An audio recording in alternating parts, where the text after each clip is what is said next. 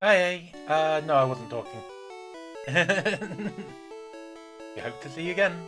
Okay, so although we finished this off with catching Krabby, um, we're actually going to put Krabby back in the box just for now.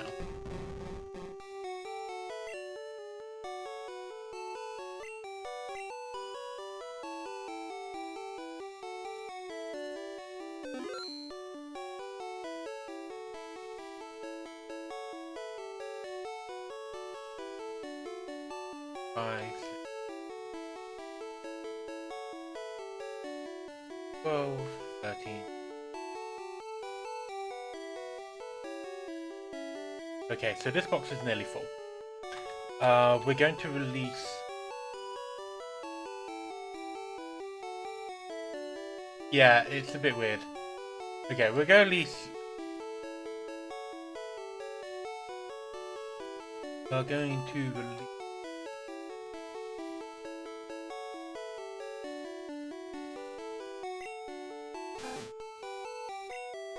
Matata just to free up some space. Um, what's the easiest to evolve? Um,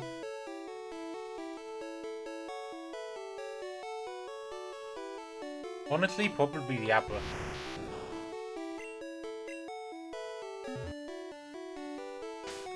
How many do we? Okay, we need 19 more Pokemon.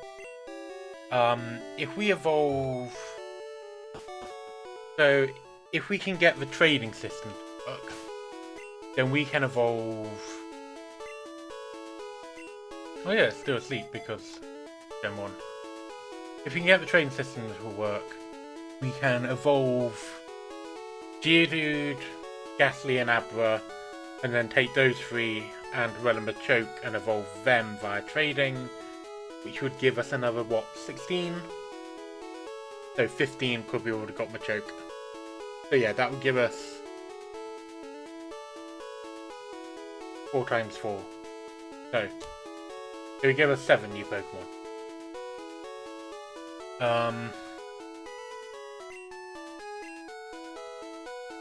That would give us Machamp as well. That would be good. Not going to do any of the trainers. What's the highest? Probably catch some. Run to a Drowsy when we can catch it, but if not, we can.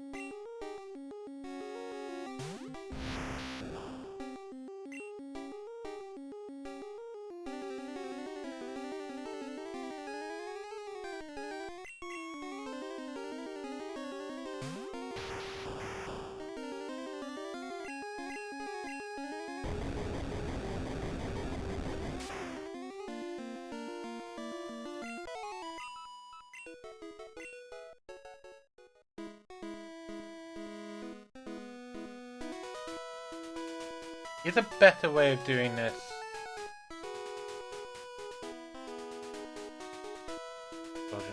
Trainers, because I want to save the trainers to give Caterpie Krabby experience. And you're blocking where I wanted to go. So actually, rather than going in this area, let's fly to.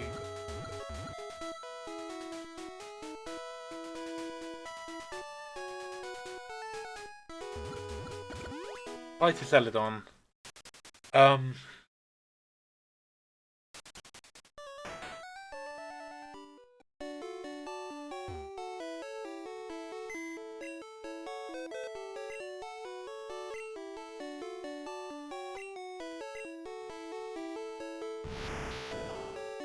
deposit Abra. Oh, Krabby.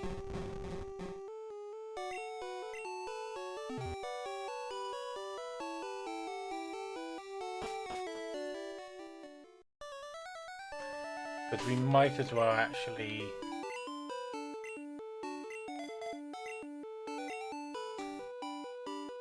There's a big level gap between the next gym leader. part of the problem.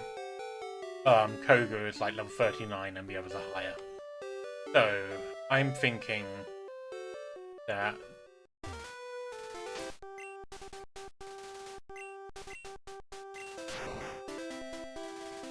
if we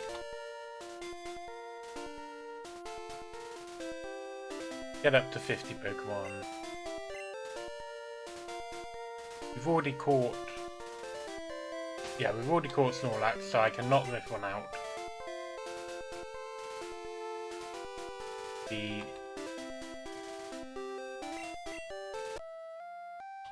good experience both for Krabby and Machoke.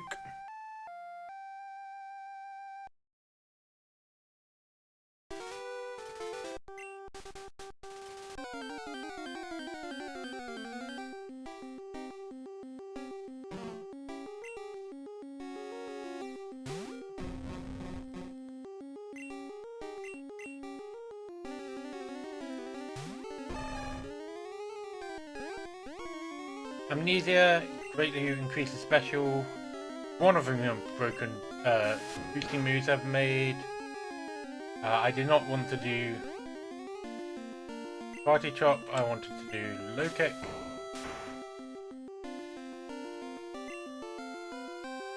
And it's put itself to sleep and healed all itself. But Low Kick should be a 2-hit KO.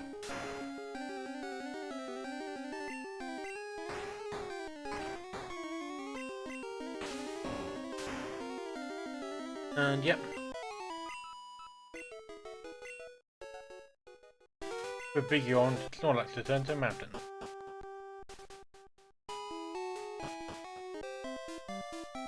Cycling mode. What do you want? We go beat up this biker gang.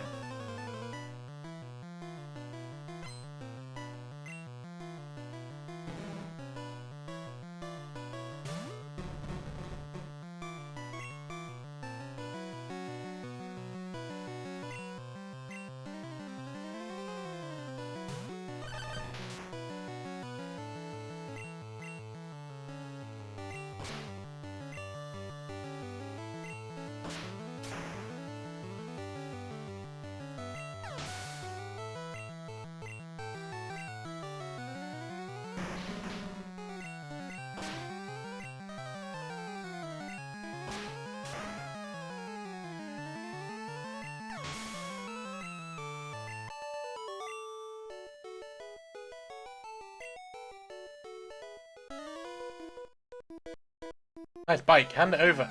Why do you need a bike? You're already riding one. Why do you need to nick mine? Think things through.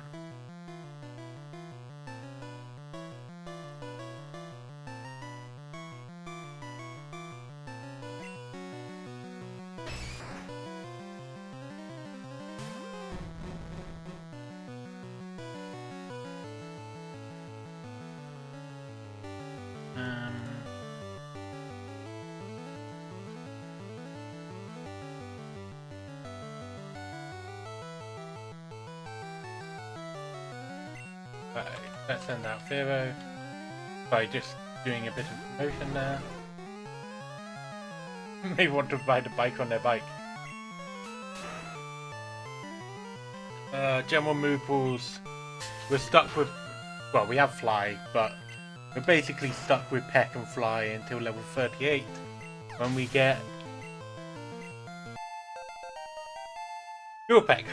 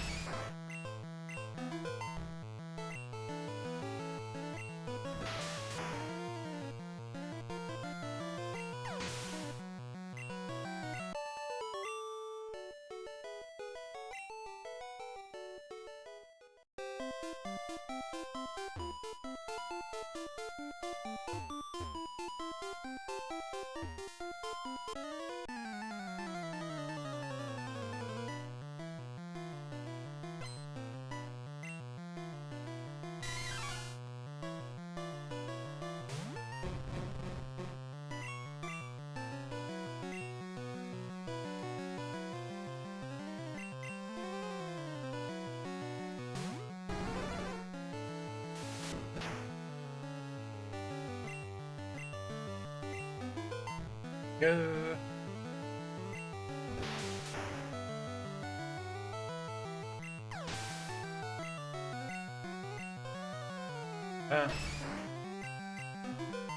Fire. Oh.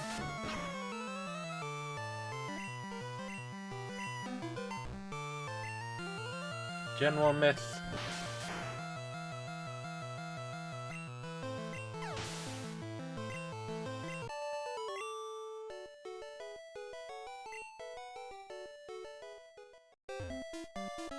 Hey, you just bumped me. Yeah, I did. What are you gonna do about it?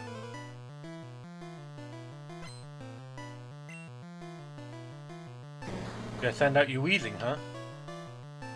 Gonna send out a nice big chunk of XP for me, huh? And let's...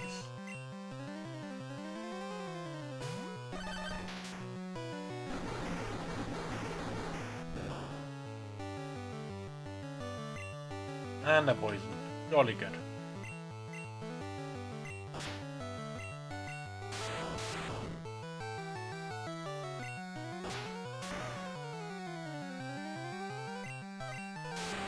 That doesn't bode well for Koga if I can't one-hit KO this week.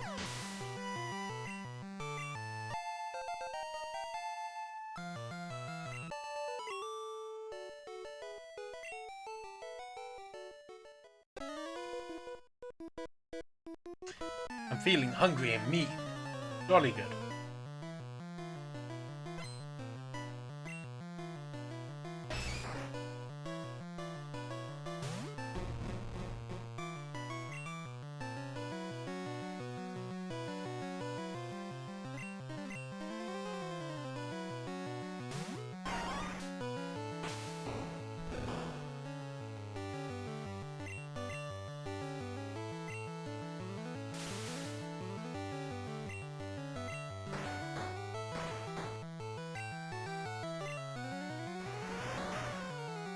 Both.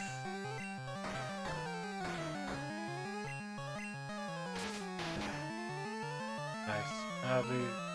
Good thing I did, because Vine Whip is really weak.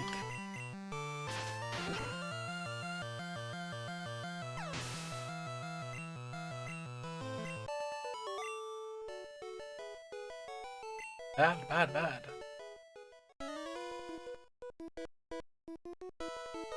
So the aim of this is just to get it down, to Fuchsia City. Just so we have the highest level area to train up the Pokemon that we want to evolve as possible. Because I really do want to try doing this with the XP share.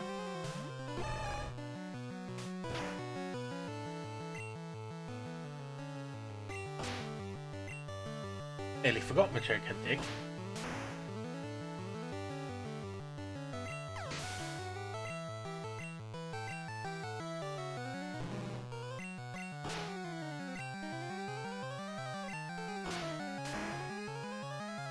Rumor.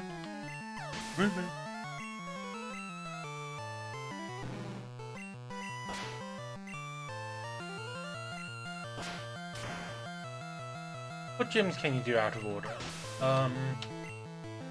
Rock you have to do first. There's no way around that because you can't leave Pewter to Mount Moon before you beat Rock.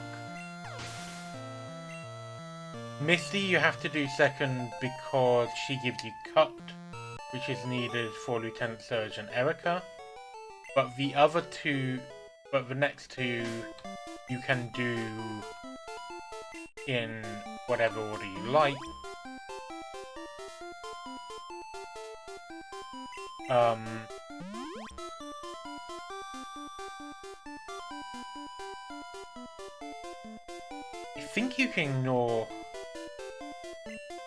I think you can, if you want, ignore Erica.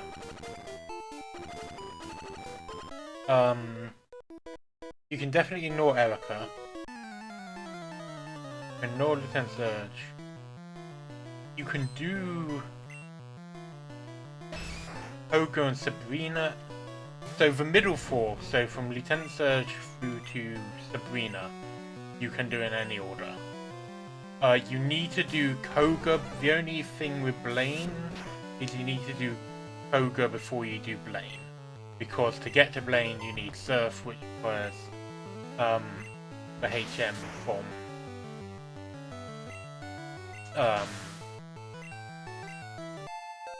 it requires the HM from it requires the badge from Koga to use the HM. Is there anything else?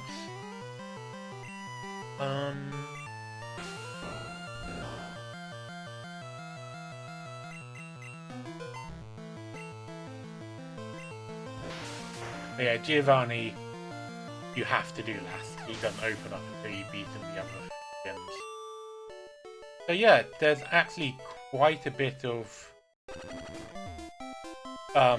sequence breaking that you can do. There's no money in fighting kids. That's right. That's why I'm fighting cue balls.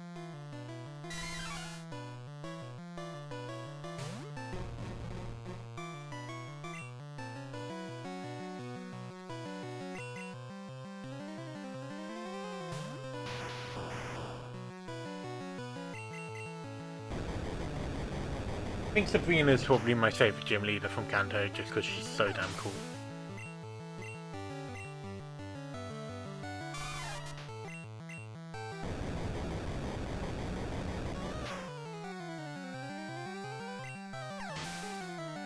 Although Misty and Blaine are pretty cool as well.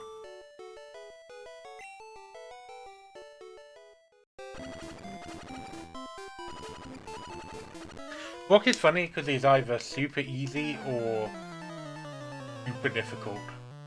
And there's no real...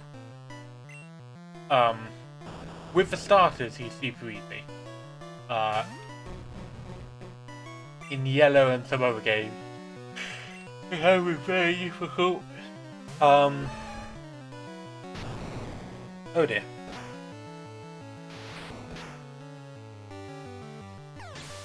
Barely did anything.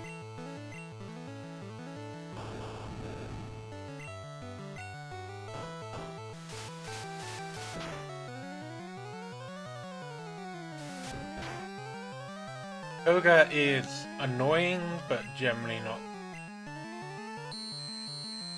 He's there. Koga is there. Koga is definitely a character in this game.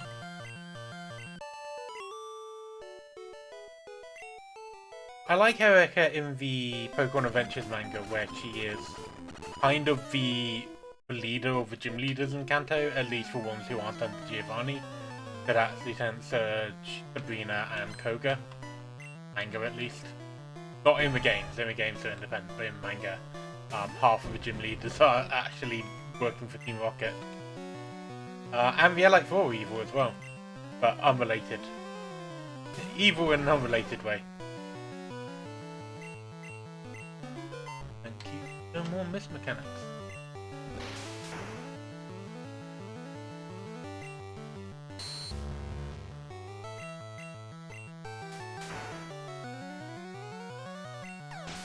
One of the little details that I kind of really noticed as a kid is how, apart from like named trainers, trainers will have all their Pokemon at the same level. And I kind of internalized that this is how it worked. The first time in the game I ran across trainers with Pokemon of different levels to each other, it blew my mind. Be a rebel.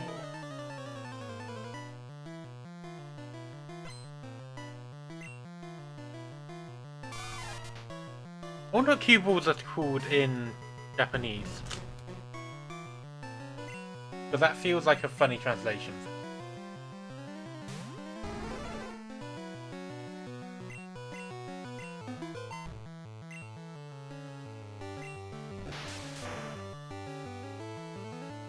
I usually end up with one Pokemon that's a bit ahead of the rest.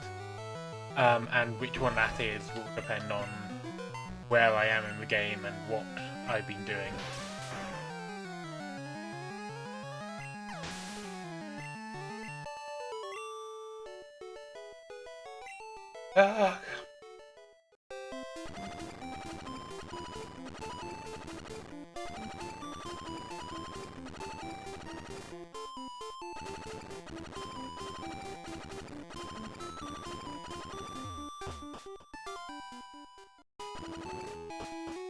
Oh, also being able to just cycle through those gates. Oh man, that was one of those things that when Gold and Silver introduced it, I was just like, wow, that's such a big game changer. Not having to guess with your bike all the time.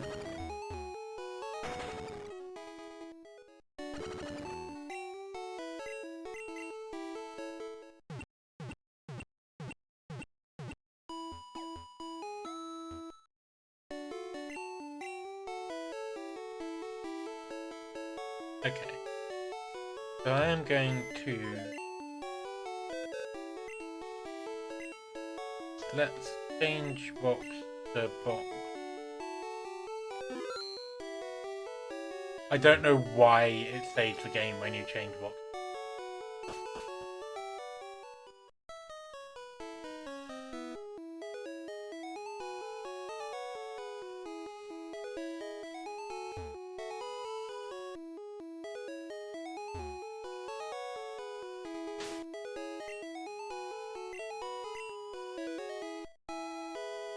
Cut. Item there over there is really a Pokemon. Name Voltorb, the very image of a Pokemon.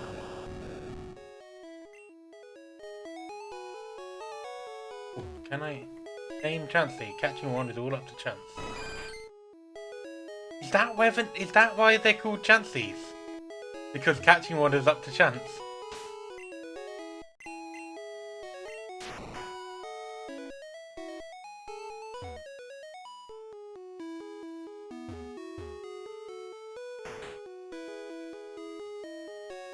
Welcome to the Facade Zone. For just 500, you can catch all Pokemon you want in the park.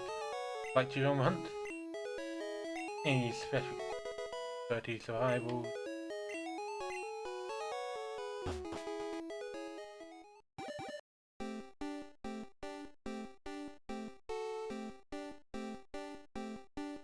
Okay. So I am going to be looking for Pokemon here. I'm not going to be worrying too much if I don't catch them. Because the main reason I'm here for is there's two HMs. Well, there's the HM for Surf, and I think the thing that you need to get Strength.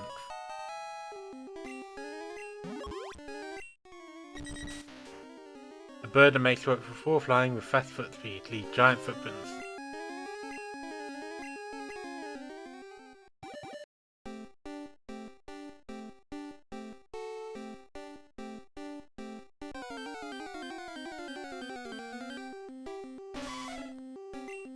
Oh, huh, another arena. Might as well try and catch. Ah, ran away.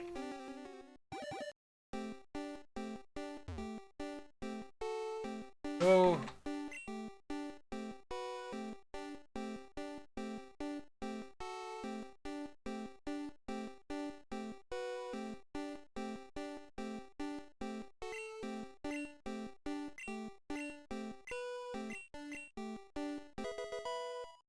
Okay, I might have to come back here just so I can get some more, I can free up some item space.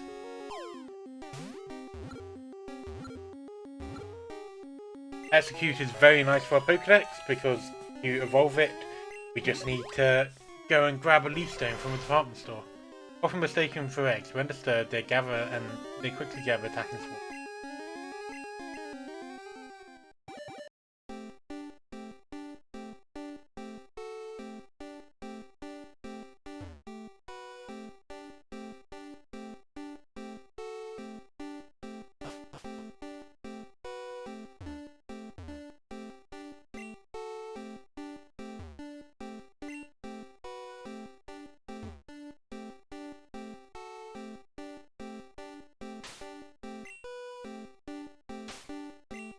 Yeah, you'll notice that there's a counter when I hit start, and that tells me how many steps I've got remaining.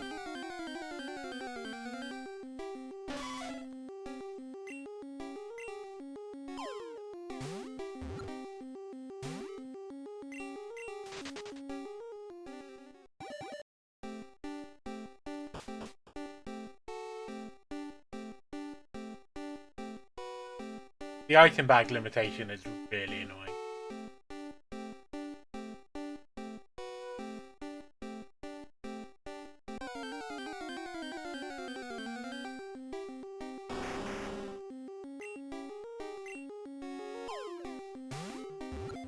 I don't evolve until like level 45, so no real point in me trying to raise up. Fast bones are 1,000 times harder than human bones. These are like a trail of life.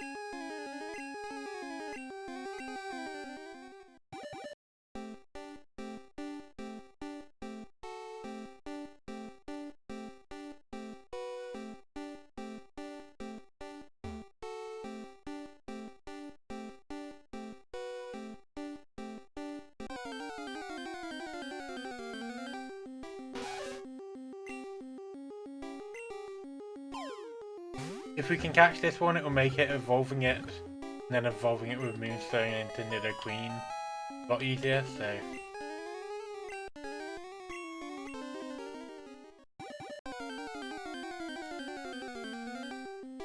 A Chansey! I think we're just gonna have to throw a ball. I missed! What? You can miss?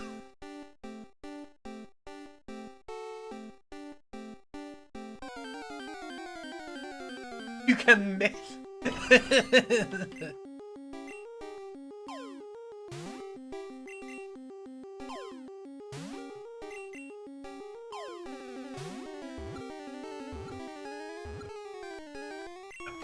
Oh my god!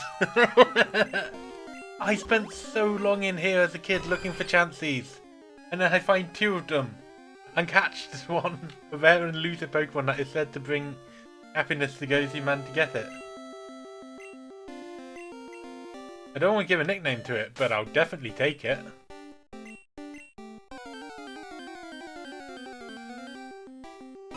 Free Chansey! Hold on, what's the encounter rate of Chansey?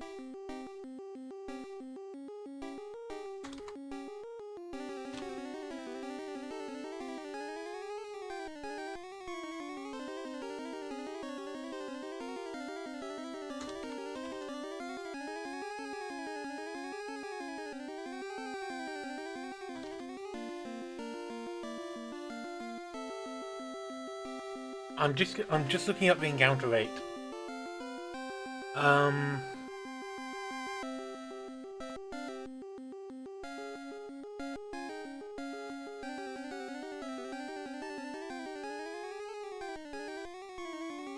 It's 4%.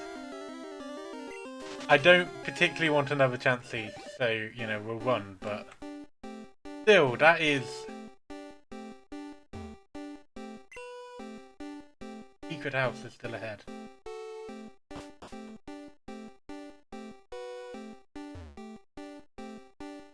Thing is, we need lots of item space because I can't remember which of these many items you need to pick up. And then that's the Secret House. Okay, so this one... Oh god, what do we get rid of?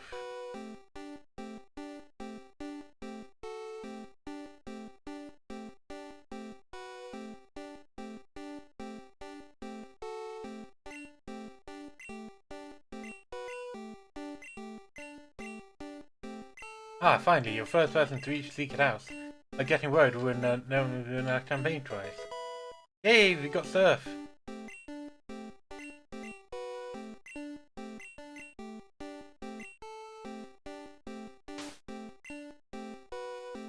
How did... Okay. We can't use Surf out of battle yet until we beat Koga. But it is a good solid move already. So we'll teach it to Krabby, and just to help Krabby level up.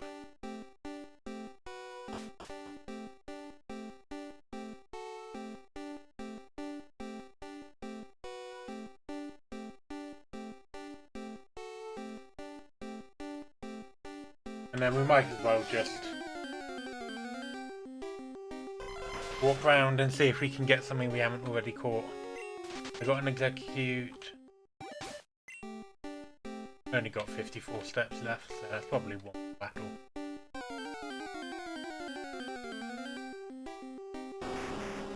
Rhyhorn. Got one.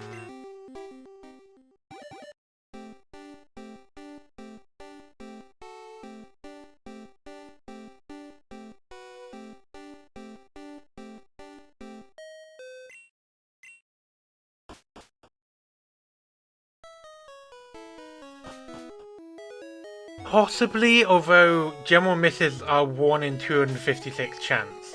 So very unlikely to get 3 of them in a row like that.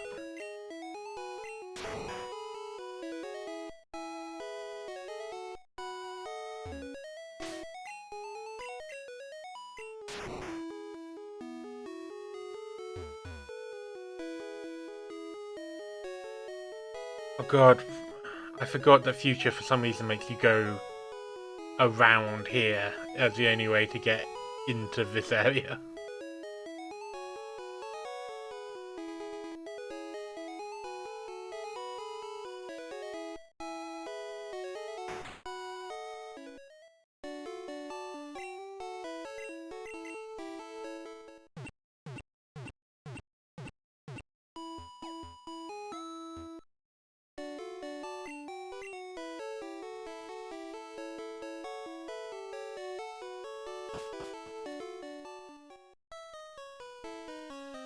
Okay. So we'll dump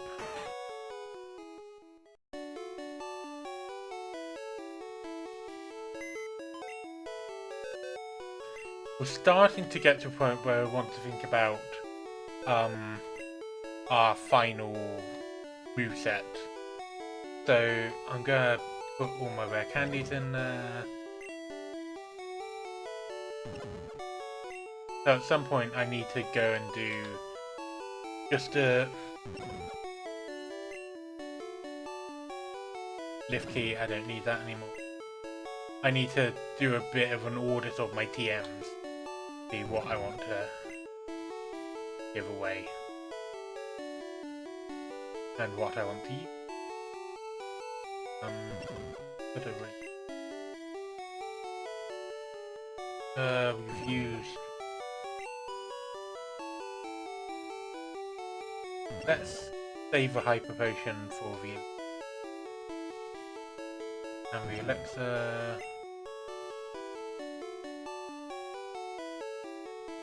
And a max potion. And now that I taught it to Krabby, I don't actually need surf. So we'll put that in the as well. And then we'll go to a Pokemon and we'll sell the nugget. We'll open up even more. And then we can go and find the gold teeth needed to get surf.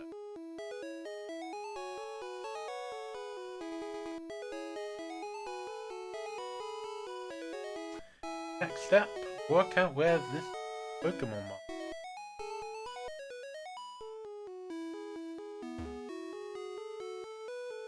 Yeah.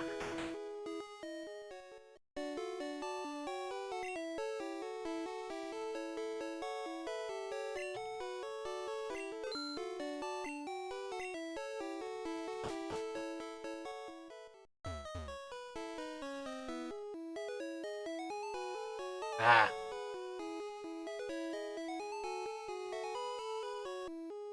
That makes sense.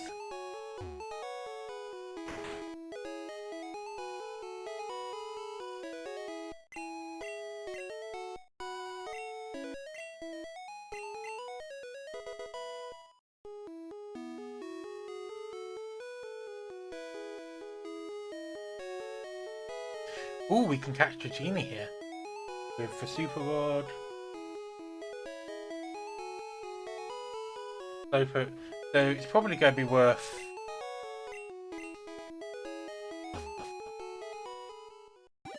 us just...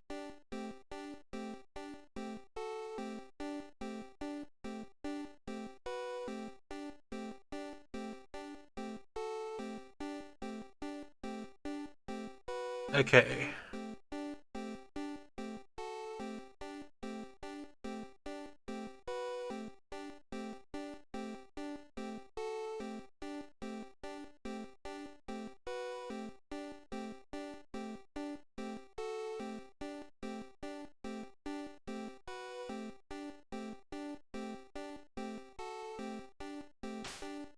Item.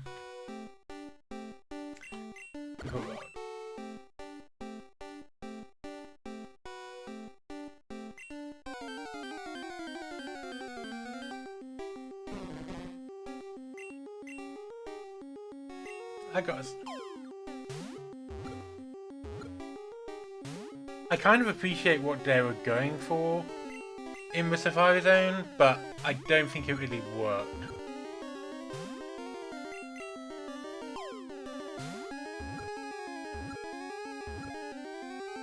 Particularly not how many Pokemon you can only catch here. While luring enemies with vacant look, this wily Pokemon uses psychic powers.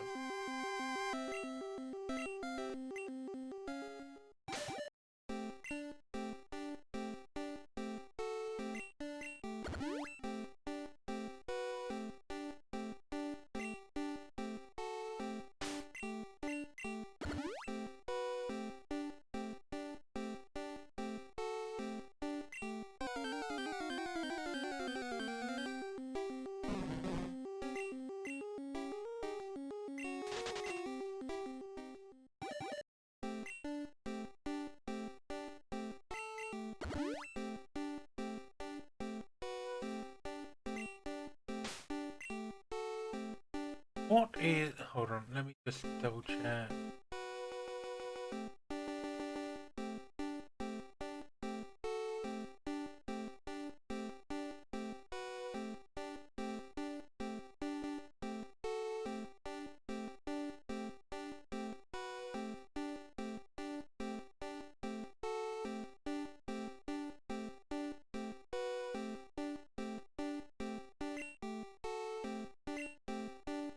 Sorry, just moving my Super World so that it's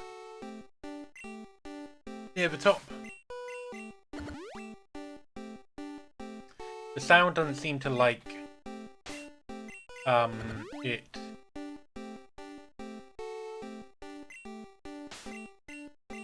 The sound doesn't seem to like it when I move window.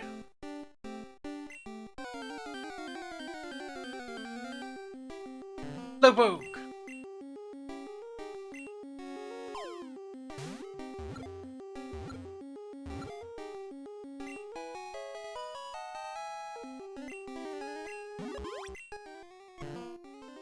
That'd be slow and dopey. It takes 5 seconds for it to feel pain when under attack. I love Slowpoke. I'm about to say it tries hard, but no. The whole point of Slowpoke is it does not try hard. At all. And I respect that.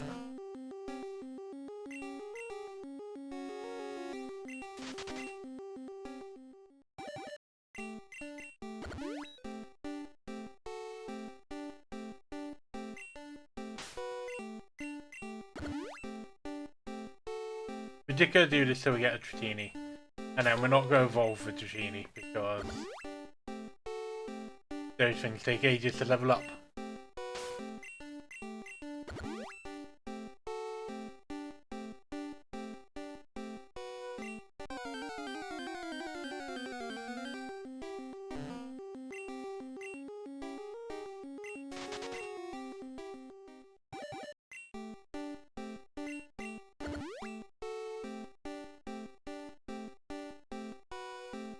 Yeah, Zigzagoon's always running all over the place.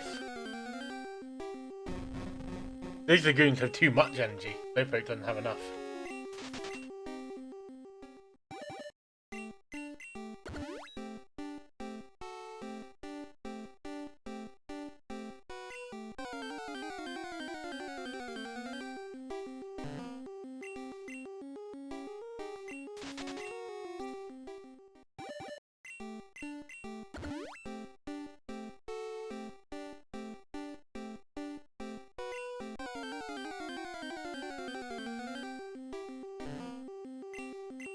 Okay. I got bored.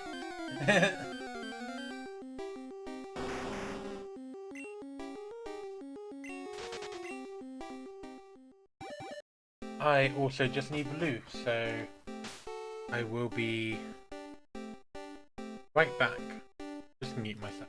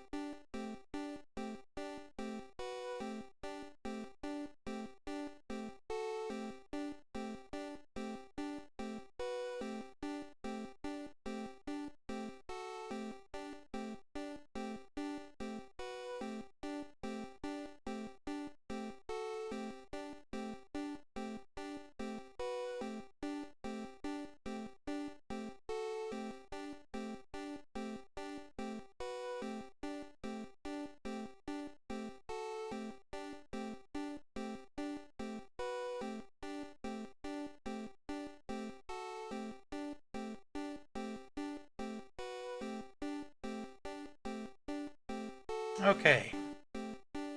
I am back.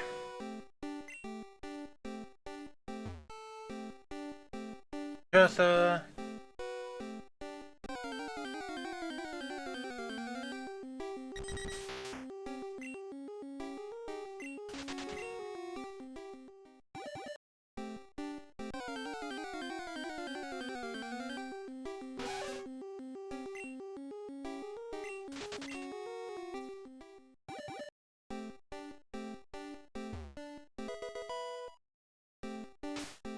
Yeah, we're gonna instantly use that car boss. Let's give it to Krabby.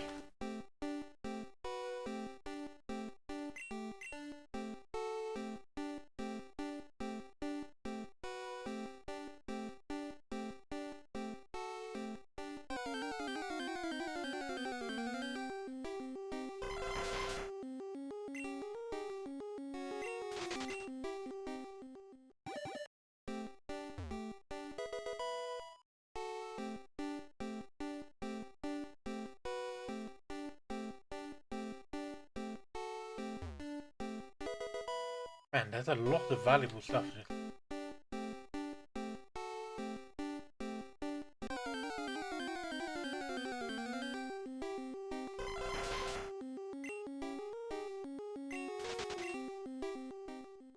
Do you find it funny that that Execute's fight has one in the middle just absolutely huge?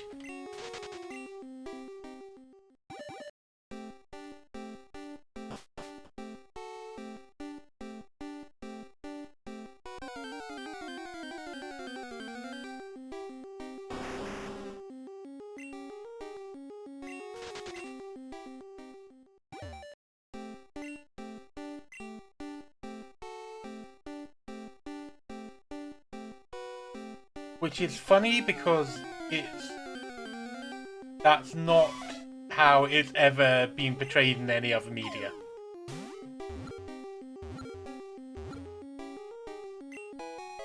Oh, brought Nidorina. That means we don't have to evolve any Nidoran females. Female form develops slowly, prefers physical attacks like clawing and biting.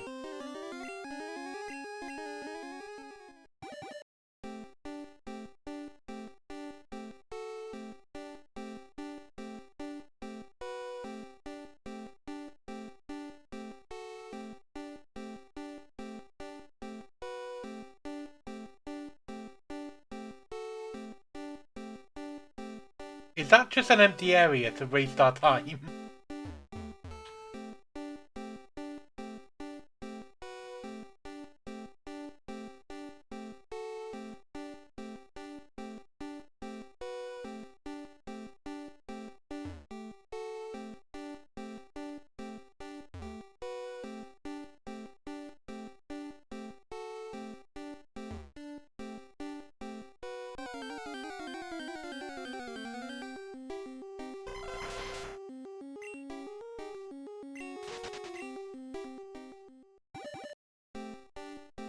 Thing is, I know theoretically there's stuff like Pinsir, Kangaskhan, stuff like that in here, but they're so rare.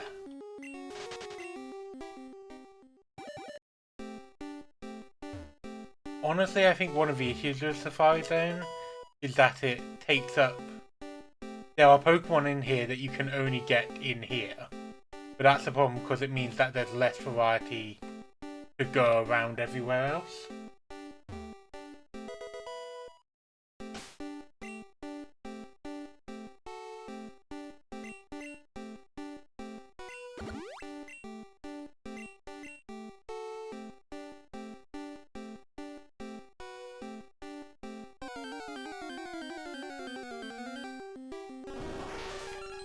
Paris! I didn't even know you could get Parises here.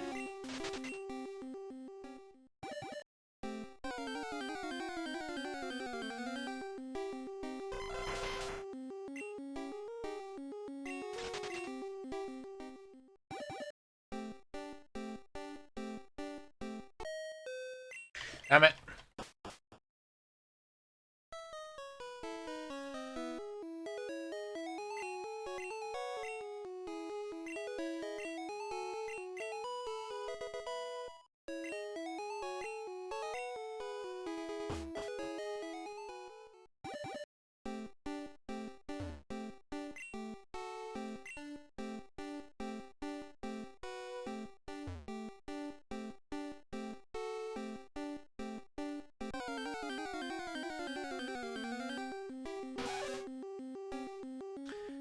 just go look up what Pokemon are available.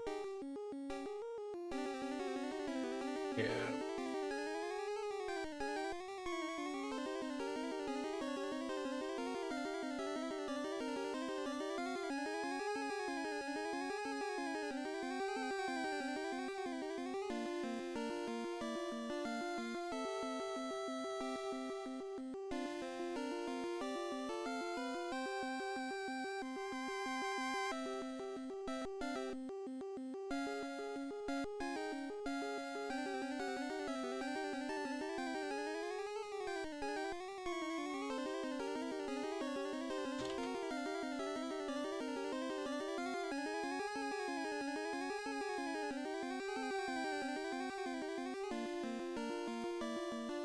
I'm just looking at map.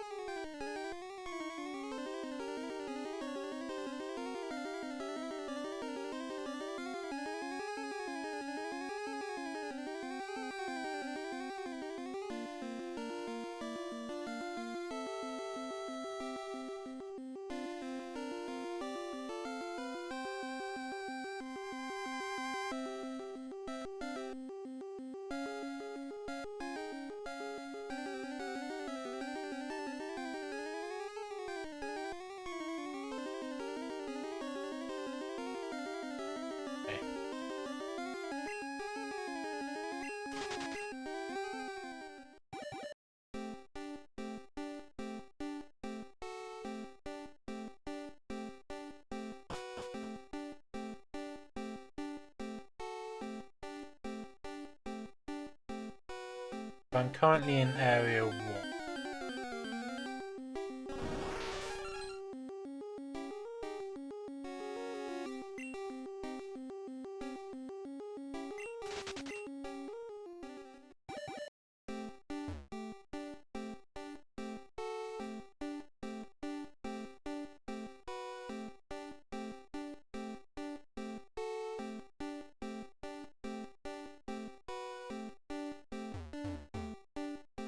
I don't...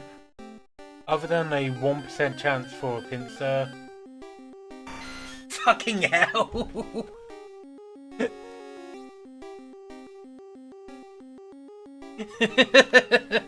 I was not expecting to run into a Pinsir immediately as I said that.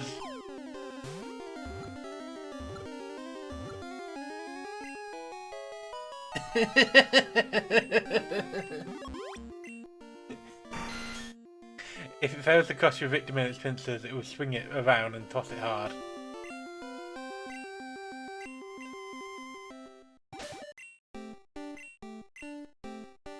Well, this has filled out my Pokédex nicely.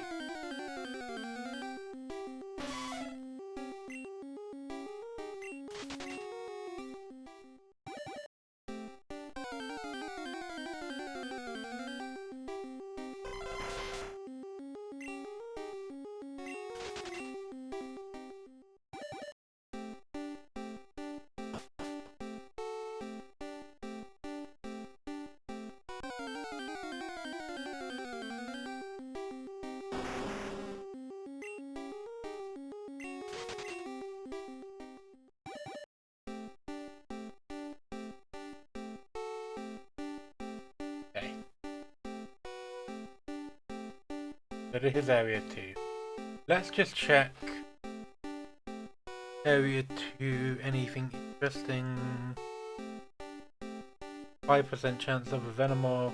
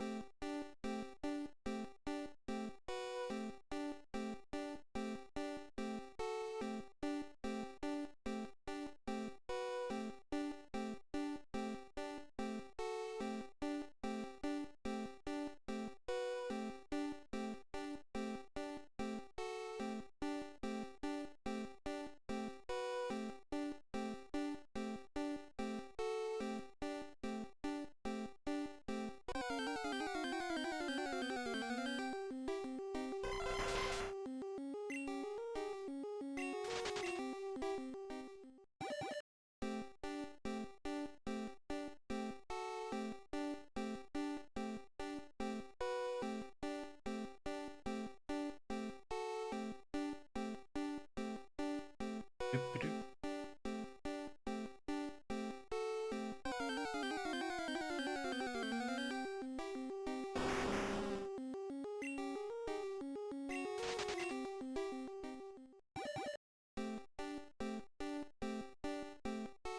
So yeah, at this point we're just looking for the gold teeth, which I'm pretty sure are here. Yep.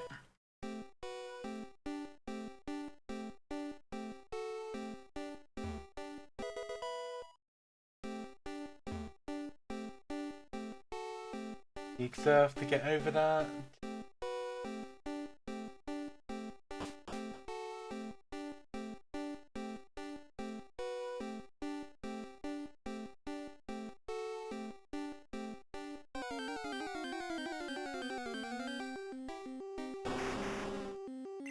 Unlikely to get anything new, but might as well have a look. And then we've done that. I think we're done in the Safari Zone for now.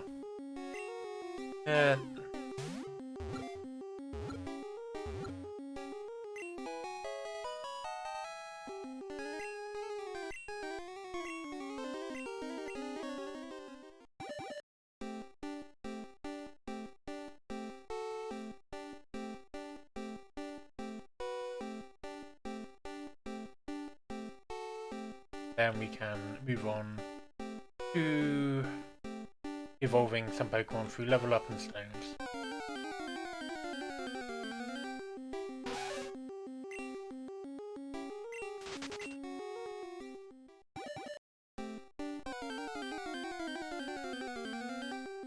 Ooh! Venomoth. Let's try and catch it. No!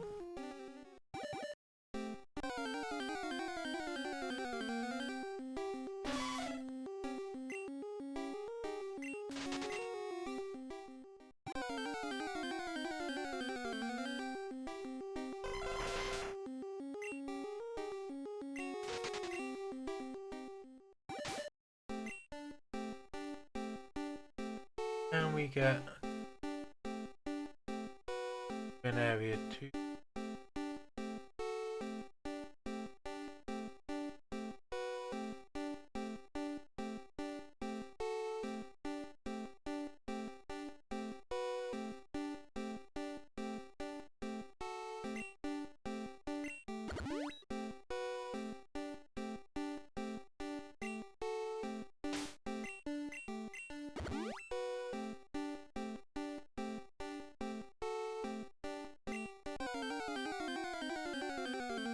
Should be a 25% chance of just, so hopefully it shouldn't be too annoying.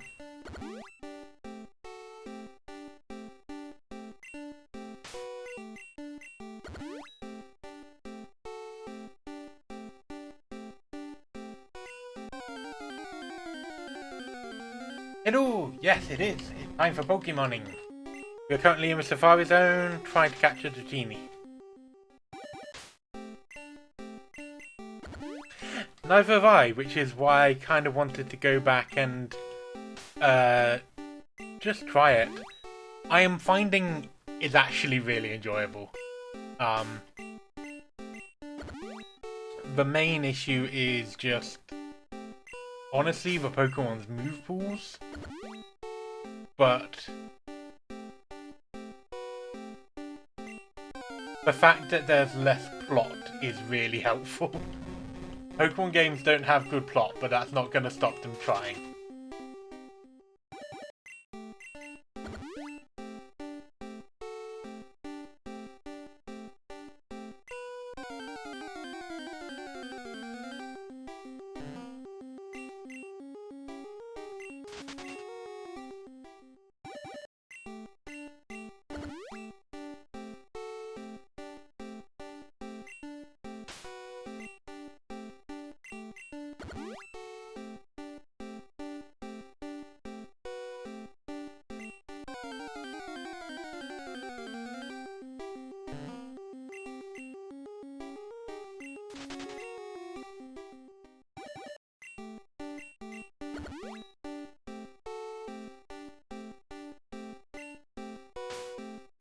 Hmm.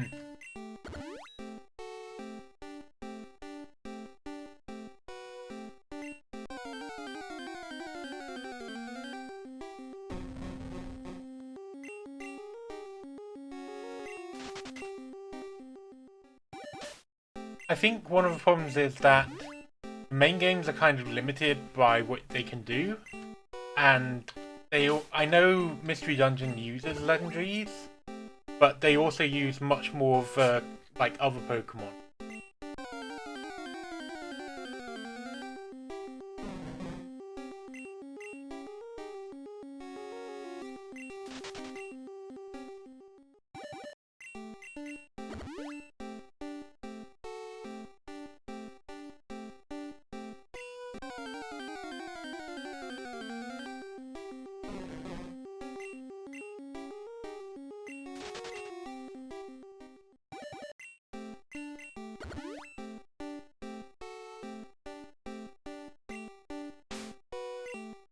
Come on, there's supposed to be a 25% chance of getting Dratini here with Super Rod.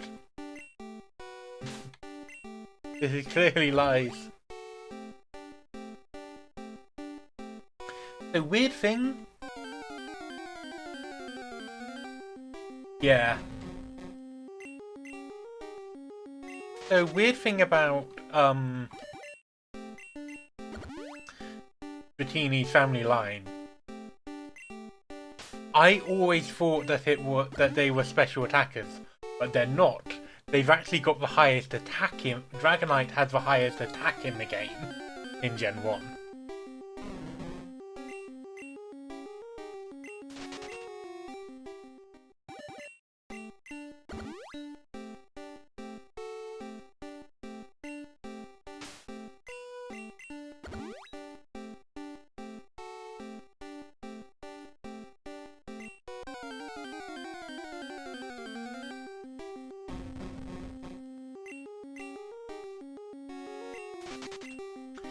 I think not necessarily family friendly, but children friendly. And I don't mean that in like a no cursing way or anything like that. I mean the plots have to be pretty understandable for like a child audience.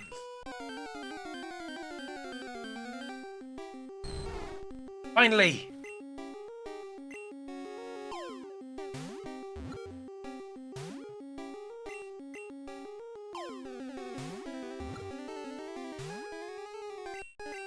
I really hope this Dratini doesn't run.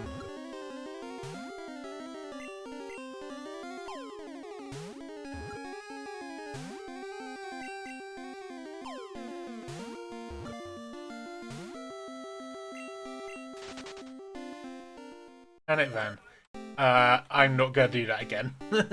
We've got plenty of stuff to be getting on with. Like running into another Chansey.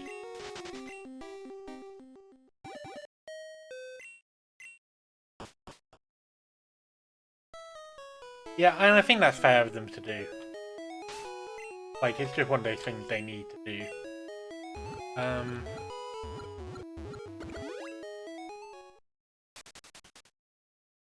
We're gonna go to Celadon. We're gonna do a couple of things. We're going to...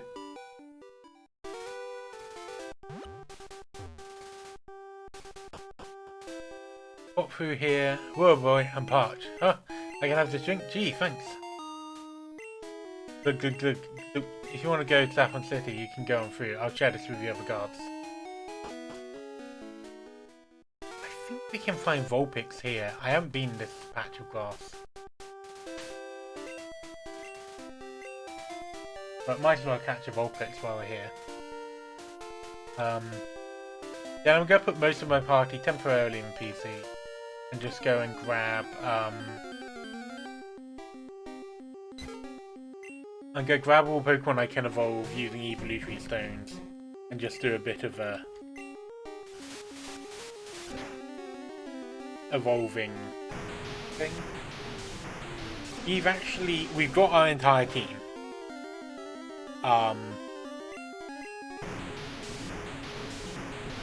The team that we'll be using for the rest of the run.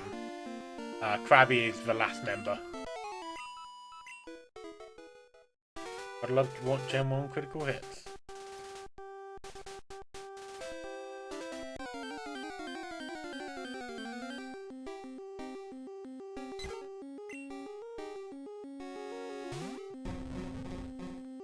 I should note, when I say I think we can get Vulpix here, what I mean is I'm pretty sure we can get Growlithe in red here.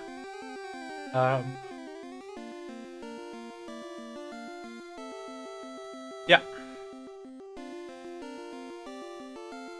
We can get Vulpix and Meowth here. So it's worth...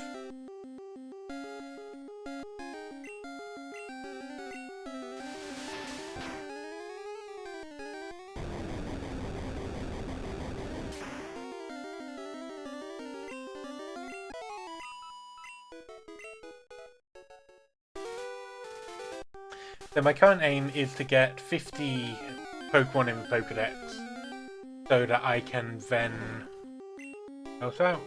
We've got a Weakenbo in our main party.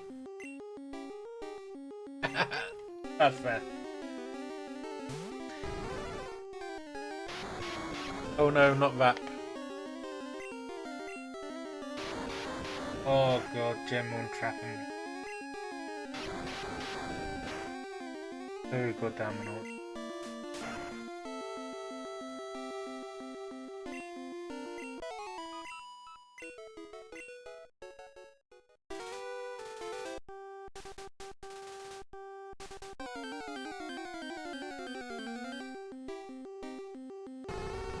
Hey, Vulpix.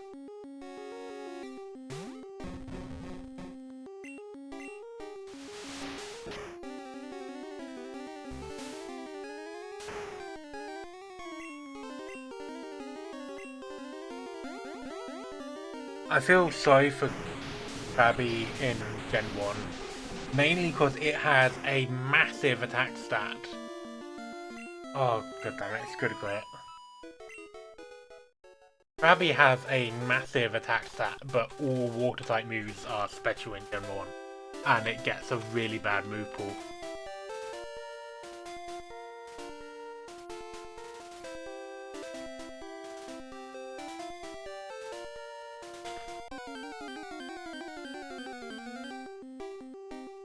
Oh, another Vulpix.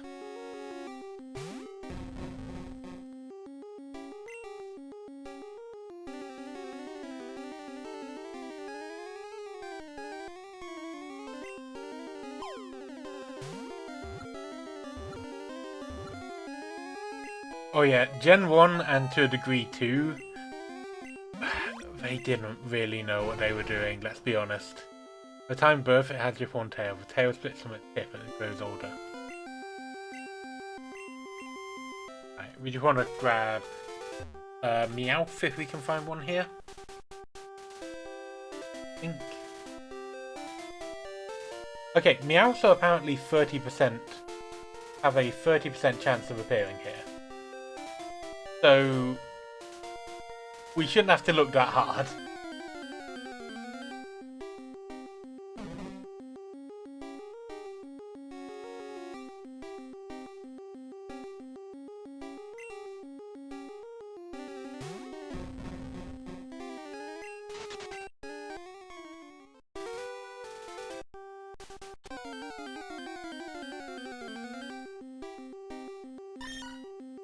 Found it.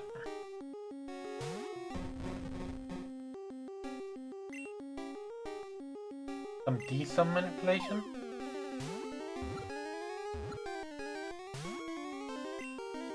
I've not heard of this. What is D-sum manipulation?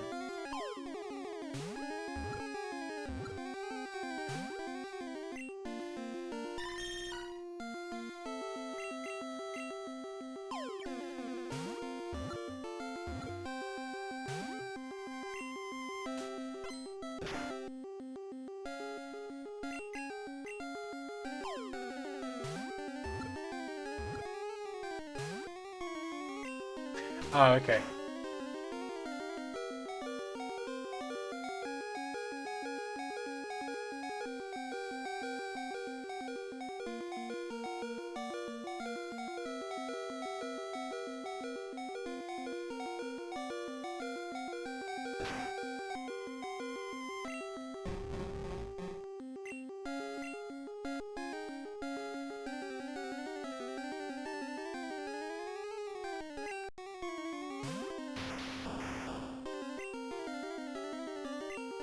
Let's use Sonic Boom, because that's going to do 20 damage. And we don't want you to worry about risking knocking it out.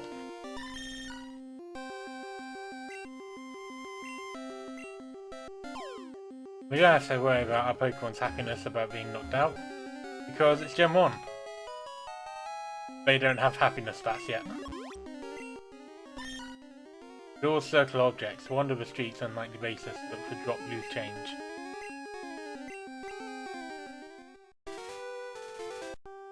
Okay.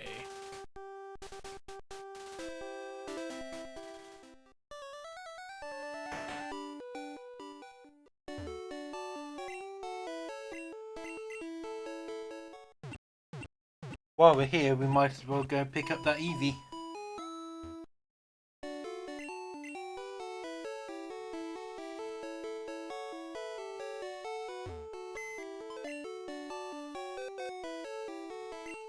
Oh, payday.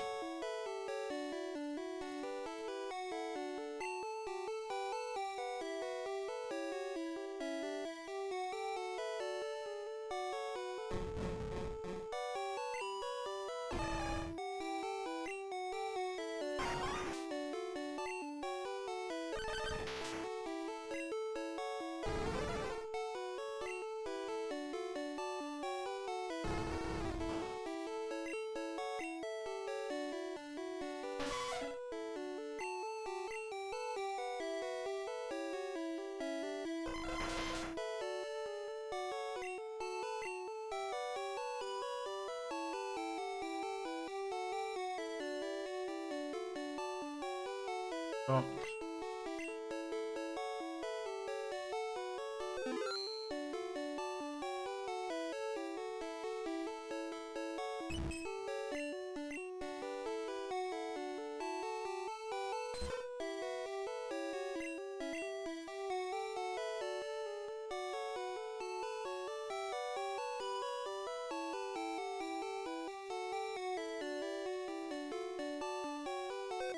Good. Item.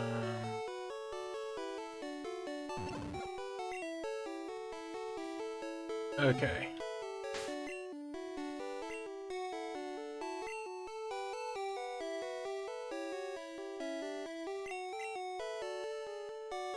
We've got 3 moonstones and we're going to use them to evolve all the stuff we get.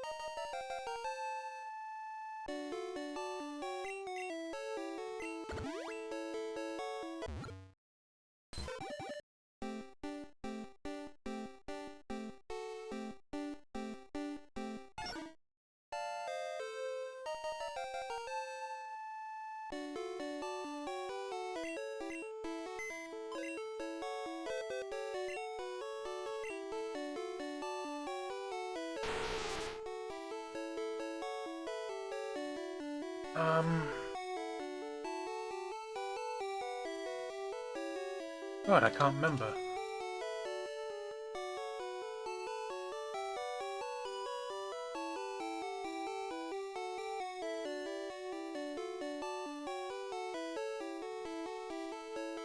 Was it something like Nido Regent or?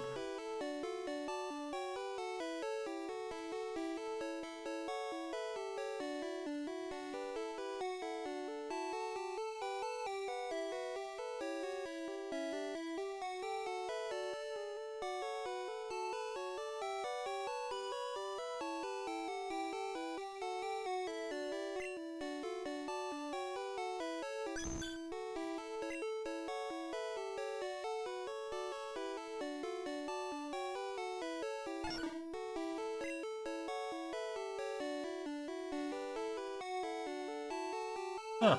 I don't think I have anything that evolves with a Waterstone. Where do you get...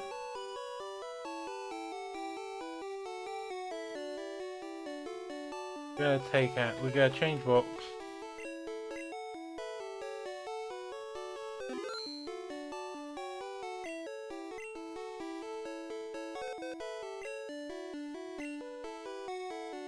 With 0 because we need it to fly.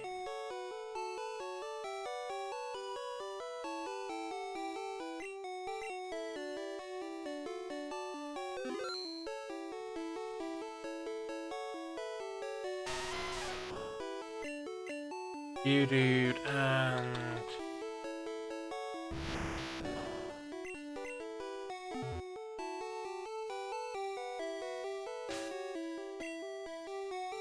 okay, no shit, we need space in our team.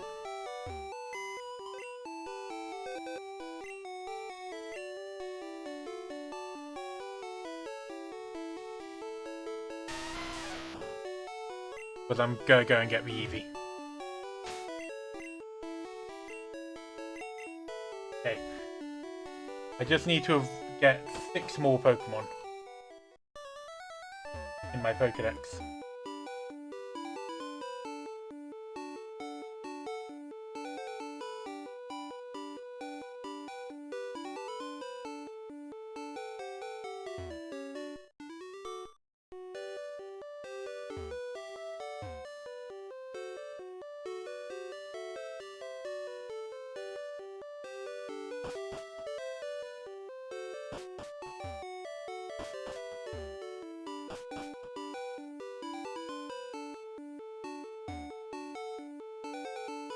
I know everything.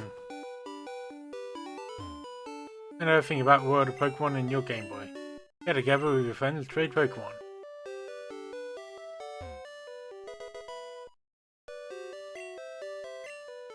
I'll take an Eevee.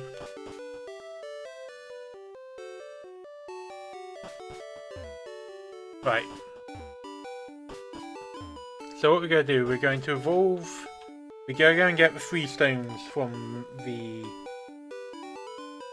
Super Mart that we need to evolve the Pokemon currently in our party.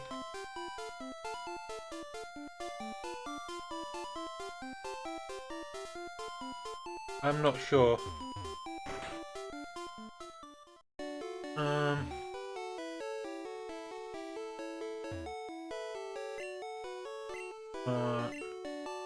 Iceman Gifts, Drugstore.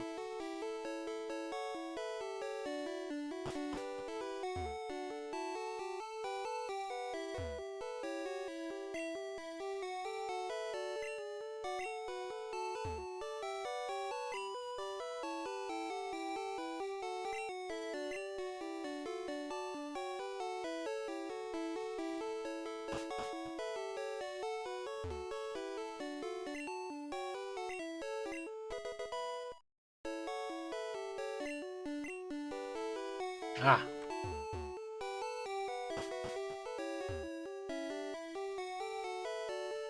It's weird how many bits here explicitly talk about Pokemon as a game.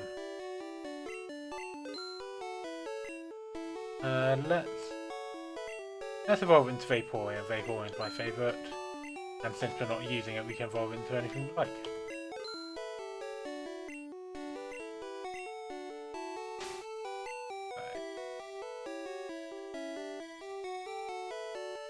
Firestone on Vulpix.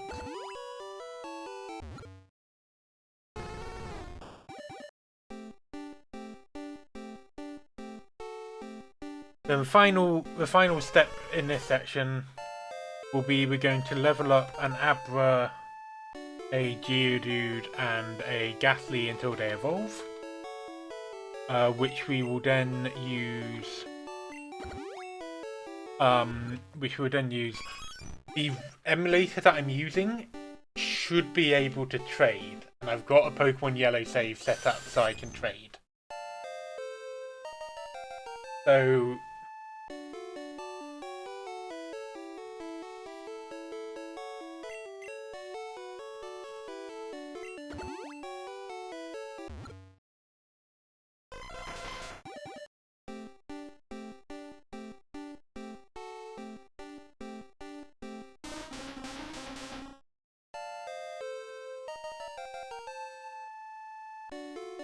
Actually, that kind of doubly helps because I haven't found a Pikachu in this game, so I can just trade over one from yellow since I don't really care about it because it's just a I need another one to trade over to.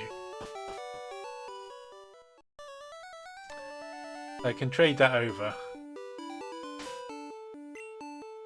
Right, we're gonna fly to Fuchsia. Main reason flying to Fuchsia is that it's the highest level area we've got. So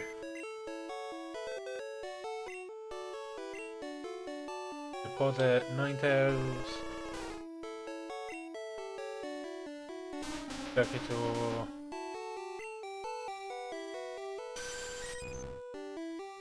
Vaporeon.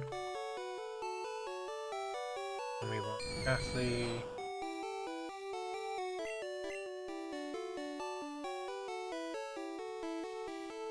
Oh yeah, I will be turning the sound off because as far as I can tell, although the emulator will let you play 2 games at once, for some bizarre reason, the sound plays for both games at once as well, and I don't know if you can turn it off.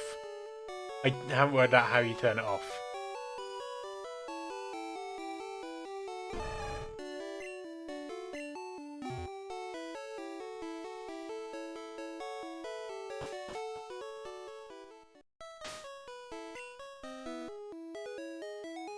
Okay.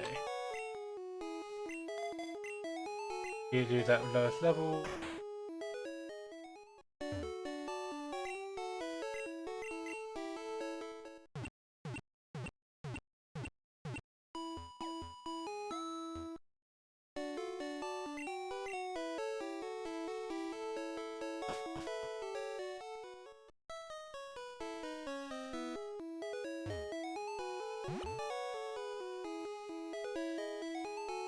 Yeah, but you can only turn. You can control the sound for. You can control the sound for this. I think those guys are going to attack us, so let's switch it. Let's get some electrodes. So we can control the sound for the primary one.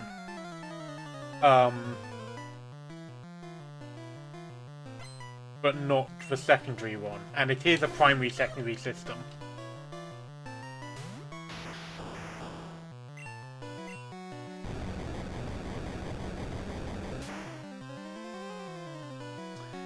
I am using TTB Jewel.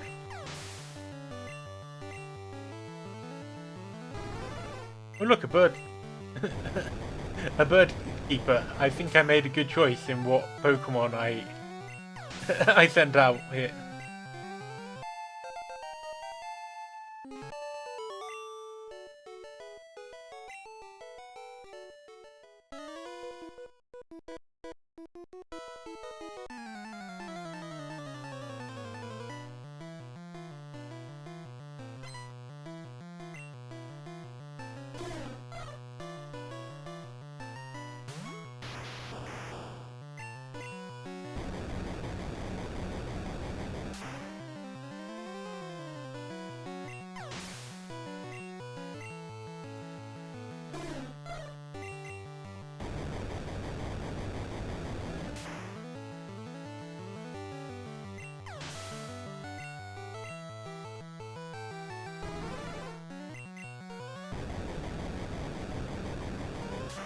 Just keep using Thunderbolt.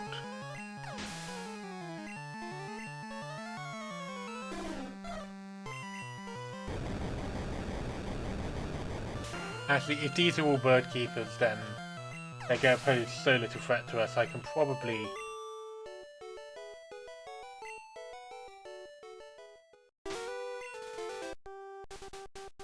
Let's switch it.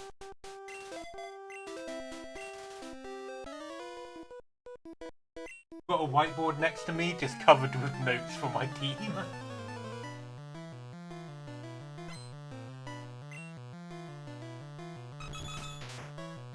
Doju, very nice. Was actually one of the Pokemon I was thinking of having, but I went for Fearow instead because you get it so much earlier. I like Dodrio a lot.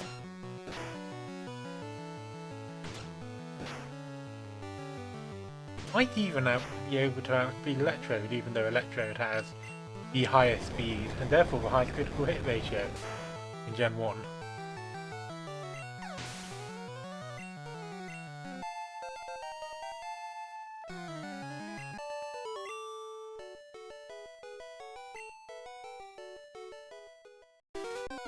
So there's a weird bit with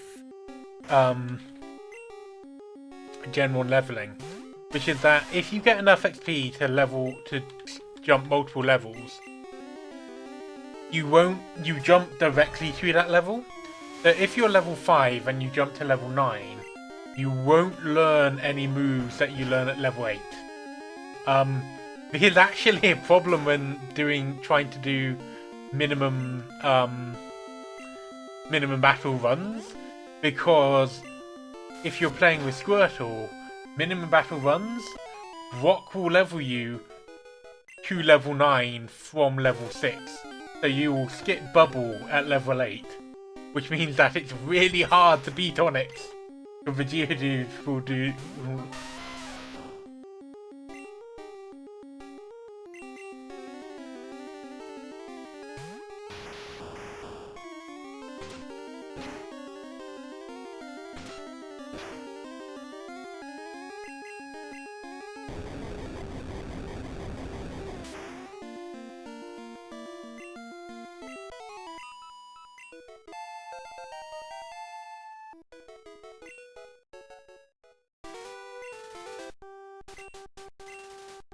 Actually, do you know what?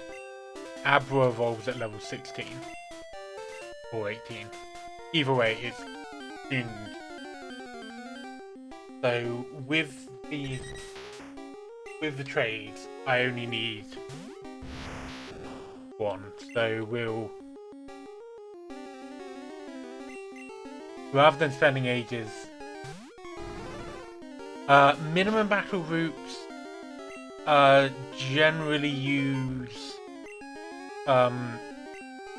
Bulbasaur, because it can handle both Brock and Misty well.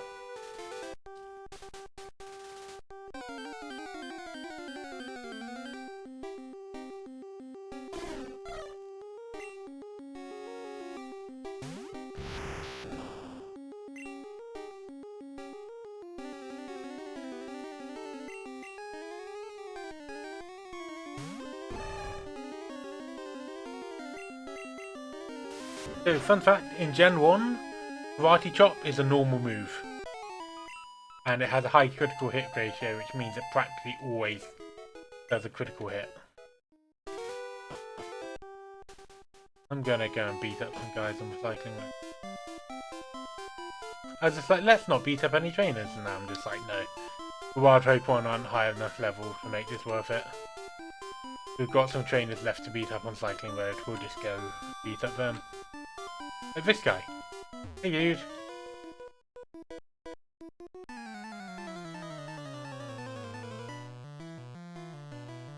It gets easier in the middle, and then, from what I understand, the Elite 4 is hell, because you'll be reaching them while you're in the early 40s.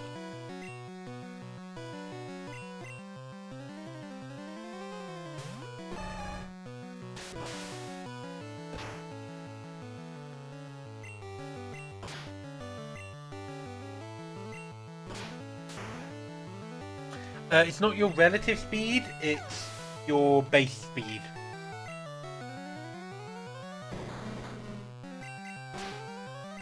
So all Pokemon of the same type, or the same species, have the same critical hit ratio. Yeah. So Electrode will critical hit like 25% of the time.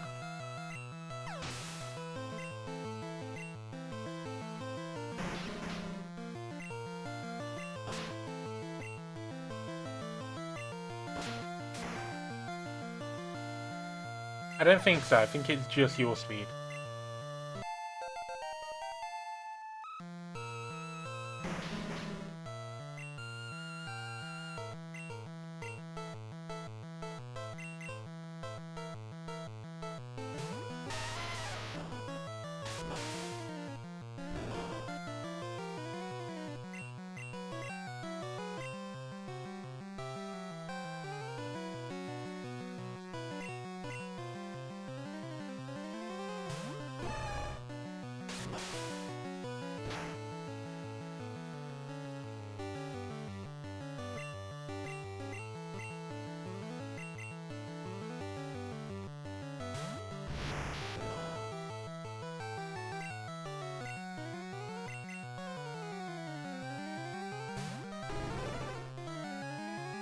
If you're wondering if I misclicked and sent out Geodude instead of Abra, I did.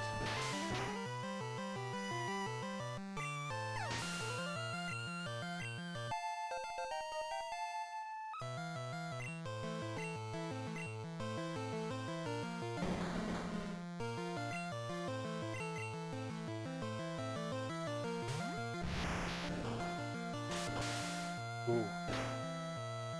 Might have been a bad plan.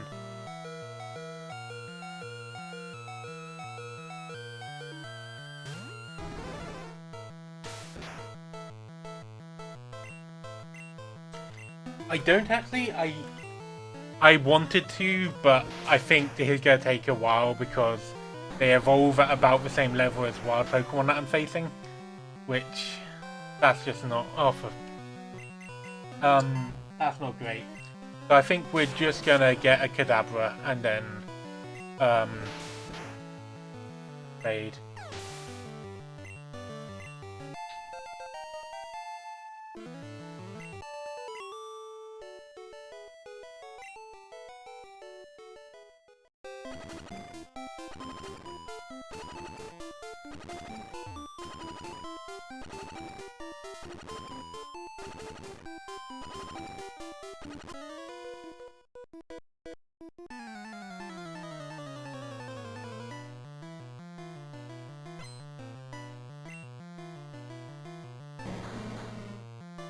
I like how all the bikers are on like motorcycles, and then you just have us on our pedal bike.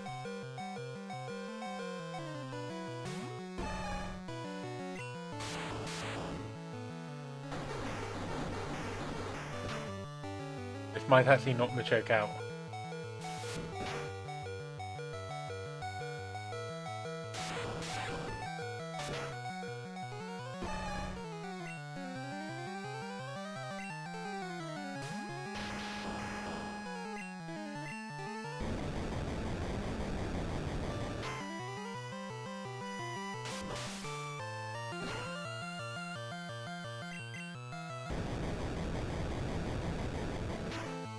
My team's not actually great at dealing with poison types, which is weird.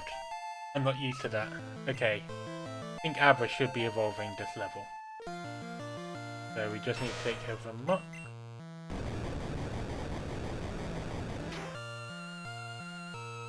It's also weird that this is the area where you get a lot of trainers with poison types. But you can't catch them yourself until you go to Cinnabar.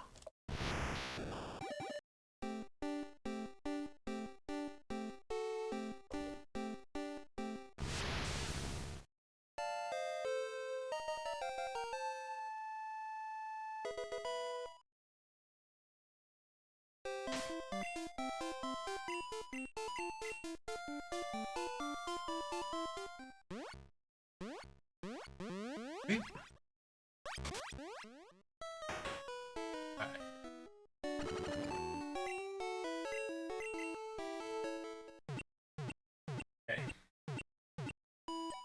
So now we're going to try out. So we're just going to turn the sound off. Go.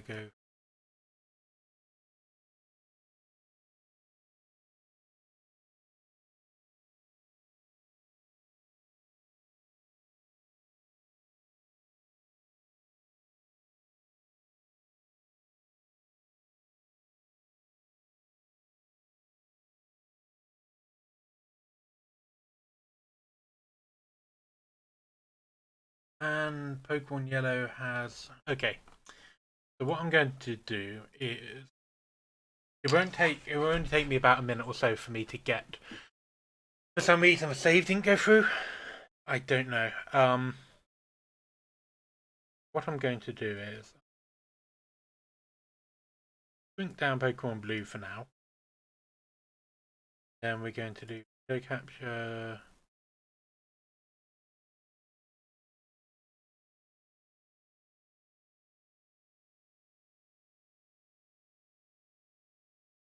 I did try setting up a new game earlier, but I guess it just didn't want to do it. Okay, so this is Pokemon Yellow.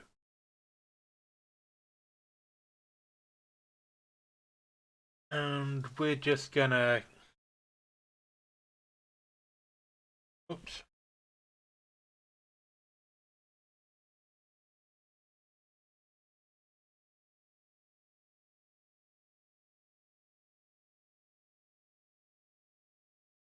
Hello there, welcome. Go to... Name is Oak. People call.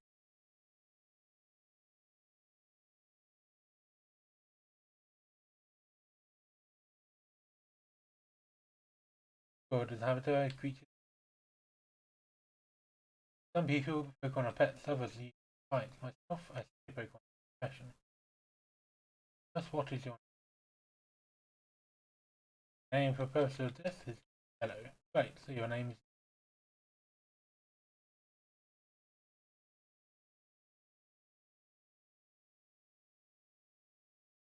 Who. That's such a weird way to get you to name a rival. His granddad can't remember his name. Right, I'm gonna do this as quickly as possible. I'm gonna go get the Pokemon.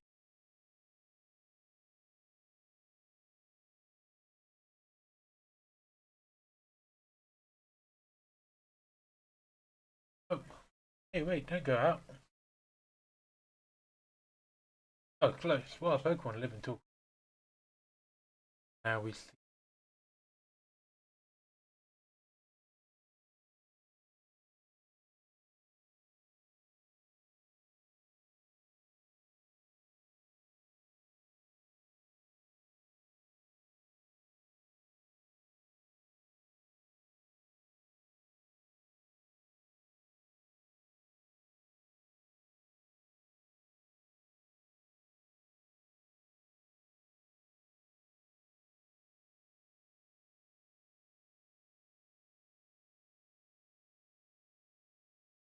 Why are you here already? Said for you to come by later. Ah, whatever. Just yellow. You see, tell you what, it's called Pokeball. It holds a Pokeball. You have it. Go on, take it. Gramps, what about me? Look, be patient, Blue. I'll give you one later. No way, Yellow. I want this Pokemon. Blue, snatch your Pokemon.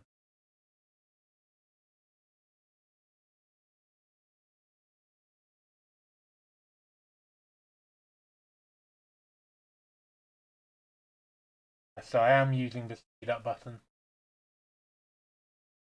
The key layout is kind of awkward. Don't particularly care if I win this one or not. Either pick one. Okay. Look at that. It's like Pokeball. Happy? Blah blah blah. Stuff we only need to know if we go do a Pikachu run through in Pokemon Yellow.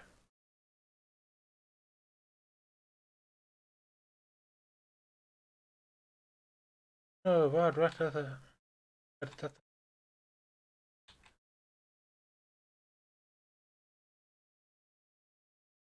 I keep forgetting key layout. Getting them not key. Maybe more hassle with the hand than this birth, but if it gets me in the top, the champ even.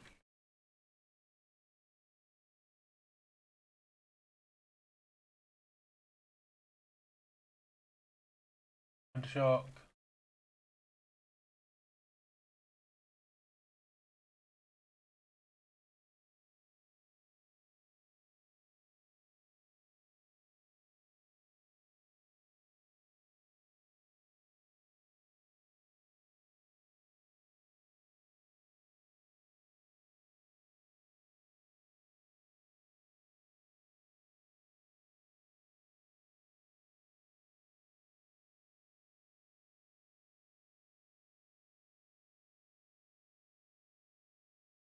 Also,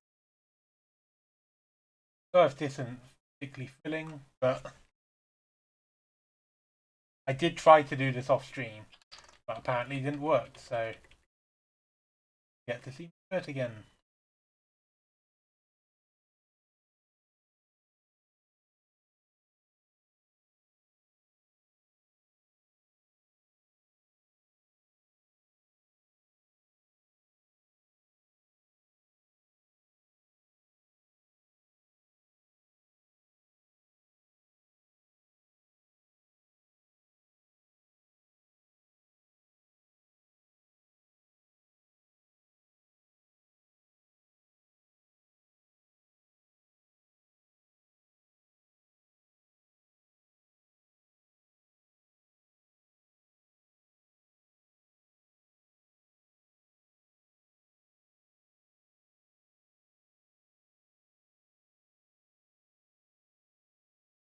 Oh, yellow. How's my... Um...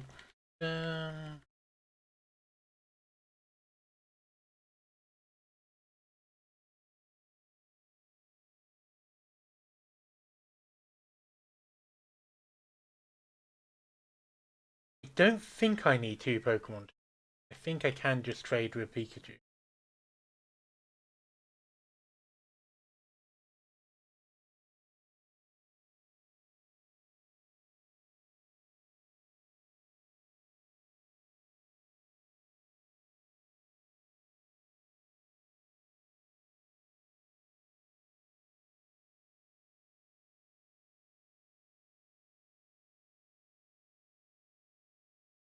Okay.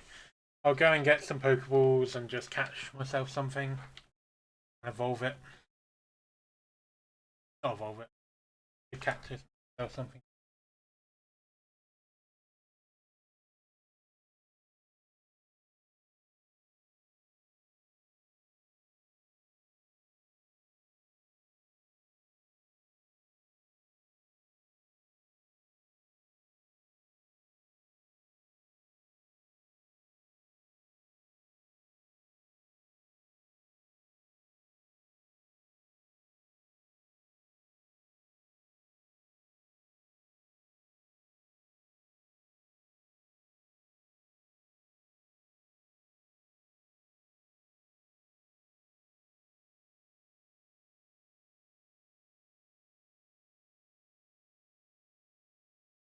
Catch a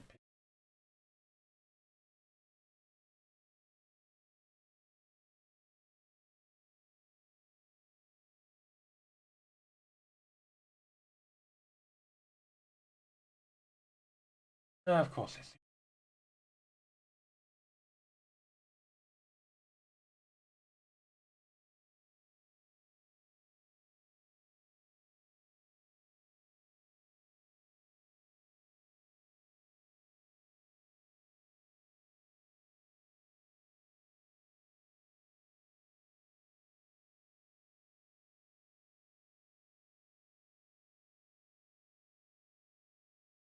What Pidgeys? Okay, do you know what?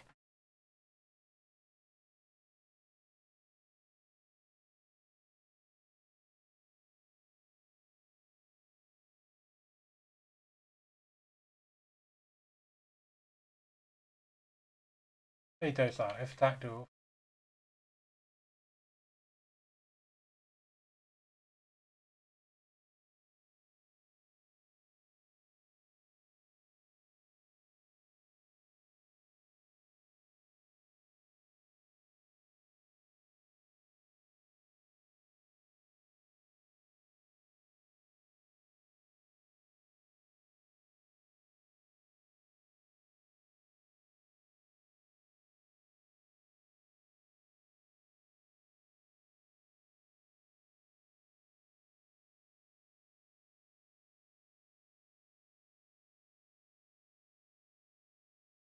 Okay. Welcome to Cable Club. I hear. Opening...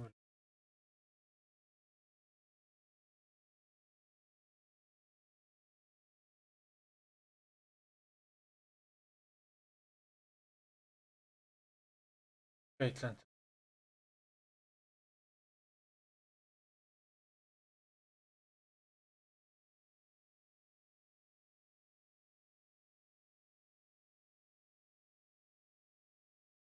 Trying to run both of these at once.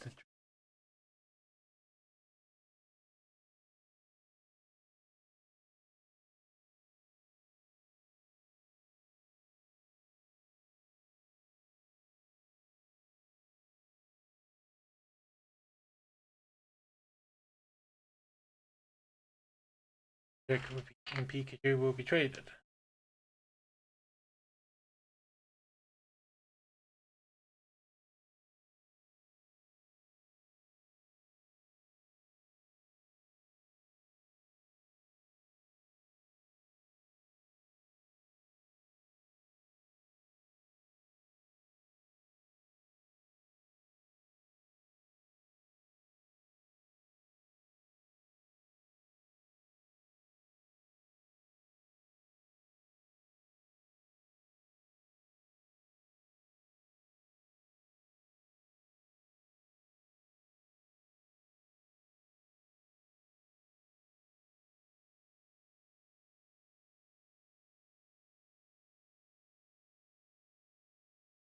my joke is evolving. Doodaloo. Oh god, I love the damp yellow sprite.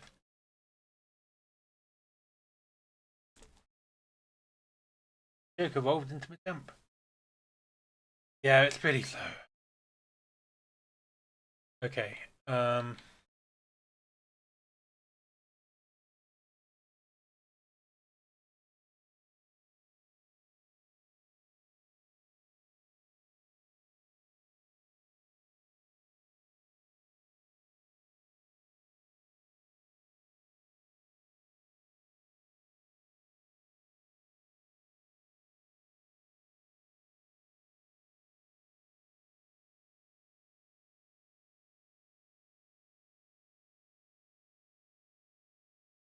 I was going to evolve Pikachu into Raichu, but that means leaving the trade thing, and it takes long enough that I can't be bothered.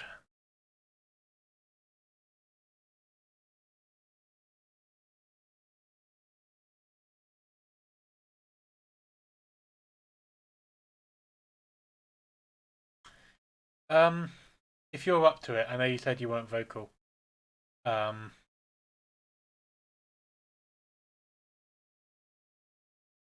honestly tempted. Now we'll trade. We'll get back Alakazam and.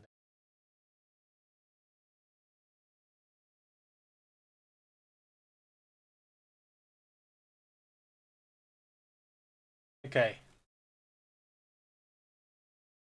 Right, last trade.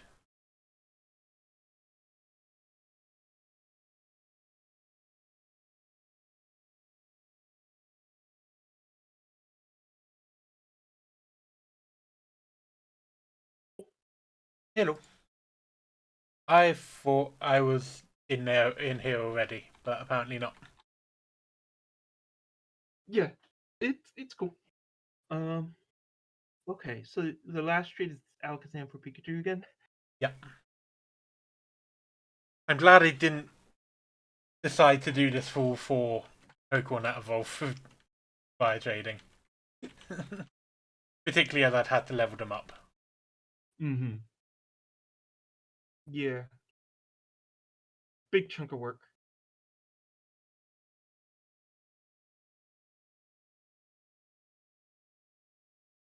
Shazam.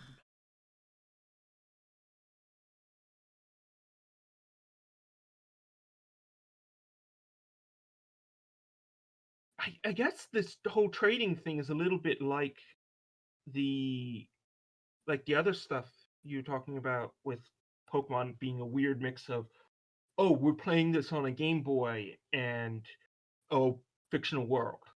Yeah. Because like they have this whole animation of the Pokemon traveling across the physical link cable connecting the two Game Boys. Hmm.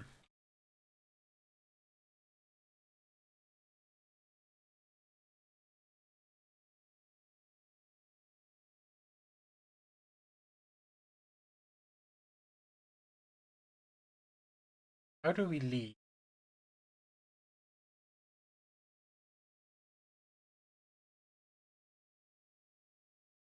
How do you leave?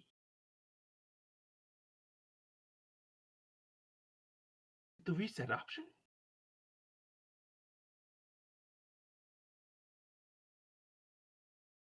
I really hope I haven't just messed that up. Well, you don't. You Yes! haven't. Okay. Woo! I'm gonna leave and go close Pokemon Yellow and. Yeah, there's Machamp and Alakazam. Yep.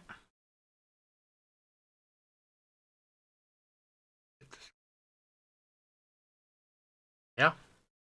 Rather than try to eyeball it. Mm-hmm. Right then. So now for our next trick, we just need to get our other party members out and go and get the XP all. Right. Update the list. Oh, yes. I haven't had a chance to do it so far, so I forgot about it. Champ. Only two more updates. Only two more updates left.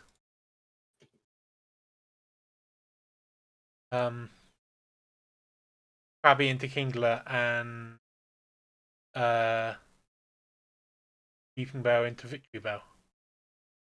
Mhm. Very exciting. So, for viewers who weren't here on Thursday when I did this, there is actually a theme to my team, and I've been deliberately not saying what it is.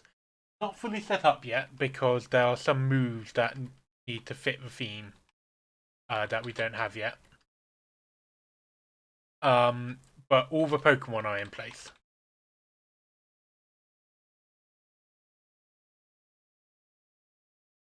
Mm. Okay, Pokemon. We were trying to think of what the theme would be yesterday, and all our brain came up with was all of the Pokemon have final evolutions which have angry energy, which is not true. Electrode has more kind of troll energy rather than angry. Yeah, and I think you mentioned that Meowth could have fit the team, and Persian just doesn't have angry energy. Virgin has smug cat energy. Yeah. So like it couldn't, so like that just wasn't correct.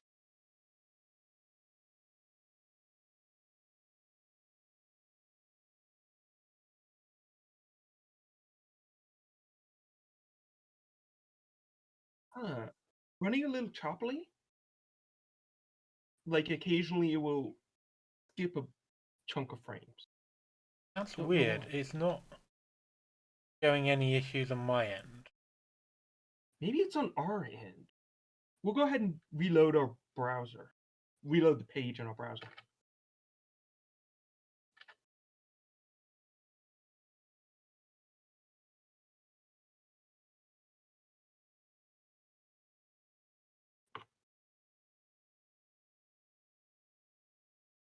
Ah, right. I was right in thinking that it's one of the future city gates.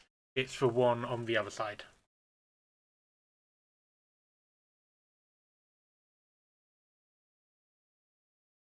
I think. I hope. Hi, remember me? I'm Professor Oxade. If you caught 50 times Pokemon, I'm supposed to give you an XP. So, Matilda, have you caught at least 50 times a Pokemon? Great, you caught 52 kinds of Pokemon. Congratulations. Here you are. The XP all.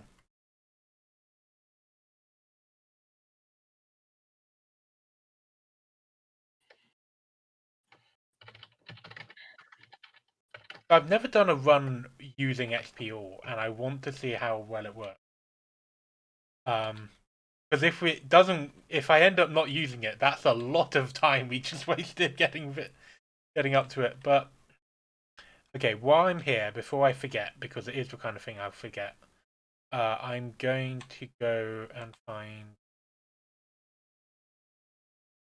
Safari Zone Warden. We nicknamed Warden Slowpoke. He and Slowpoke were vacant. Slowpoke is very knowledgeable about Pokemon, even some fossils of their extinct. Slowpoke came in, but I couldn't understand him. I think he got a speech problem. Yeah, his teeth fell out. Hmm. Mm-hmm.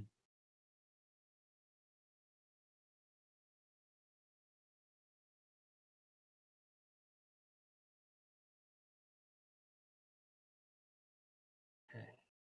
So we're seeing the weird juddery thing no matter what quality we set our player to. So Huh. I don't know what the deal is with that.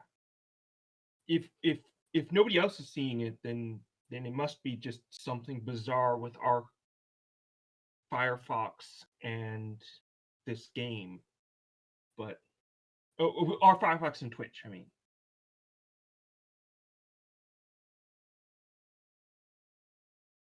Fishing gear is older brother. I love fishing. Do you like to fish? Yeah. Good word. Hmm. Yeah, I'm not sure why it's something to do with it's something it's a problem with I'll turn the sound back on. Seems to be an issue on my end. Hmm. Hmm.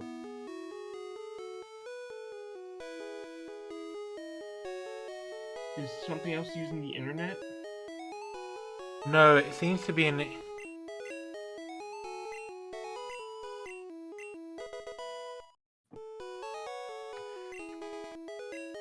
Okay, I think I've worked.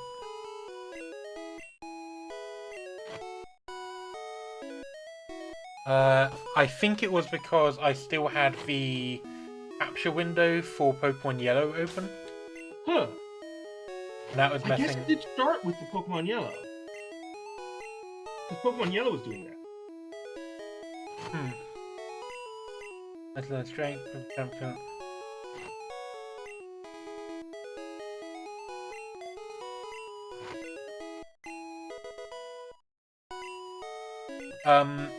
So one thing is all my team will be learning HMs apart from Dugtrio, who will just learn Dig.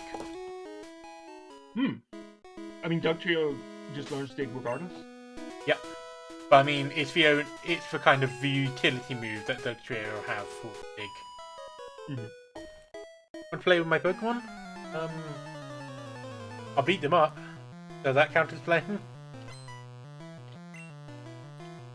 Pokemon Universe could. It could.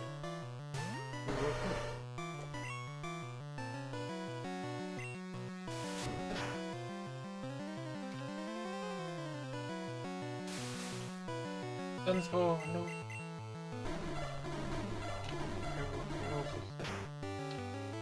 Paralysis is one of those things that can go away, right?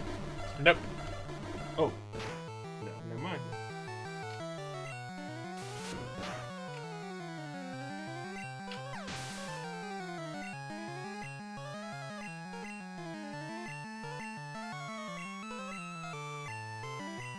Oh, I can see this getting really annoying really quickly. Oh. Yeah. That is a lot of messages.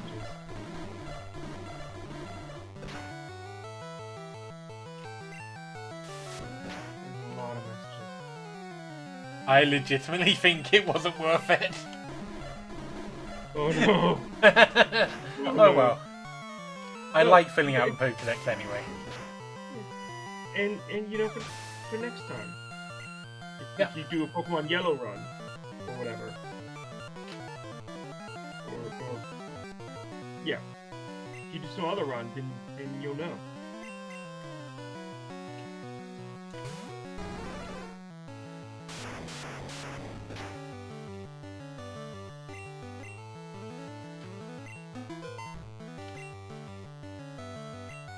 Okay, use Constrict, not Wrap, so...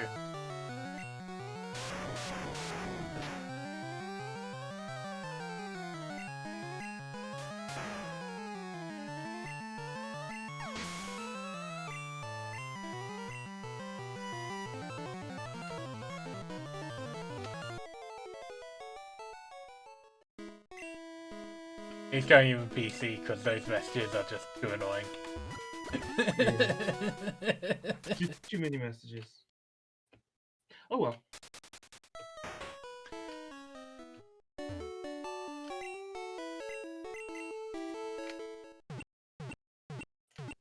We're still thinking about how we would make a Pokemon like in Pico 8.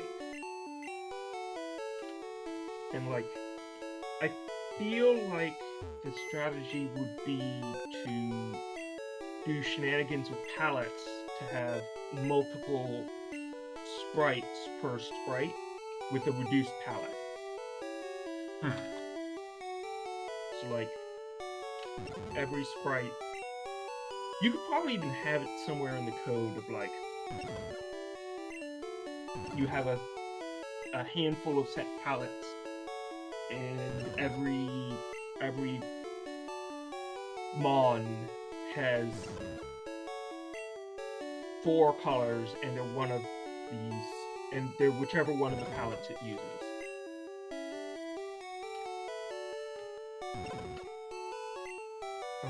But like, Yeah, like if you had, like if you use the entire sprite sheet in Pico 8, and you had 16 pixel square sprites for each character, one back sprite, one front sprite. If you did it that way, which is like the full Pokemon way, then you could fit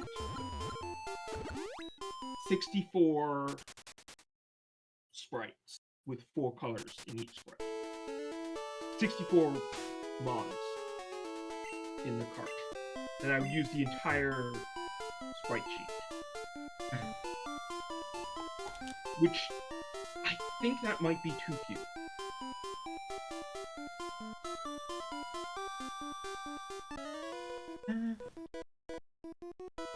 I think it might be fine if you don't use evolution as a thing. Yeah. Or you have like convergent evolution, so like the same creature kind of two creatures can evolve into the same one. Or the opposite. You start with few creatures and then you have like branching evolutions.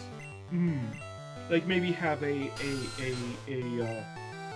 like every Pokemon is like Eevee in that they have multiple evolutions. Maybe if you had 2 evolutions per, then you would start with 21 and you'd end up with 63.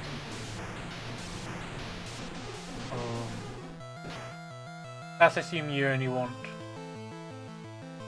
That's assuming you only want like one evolution stage. Yeah. 63 seems like a small number. And maybe we just haven't played enough Pokemon-like games, but like, I feel like, how many did this Pokemon game have? 151. 151. Like, I feel like 100.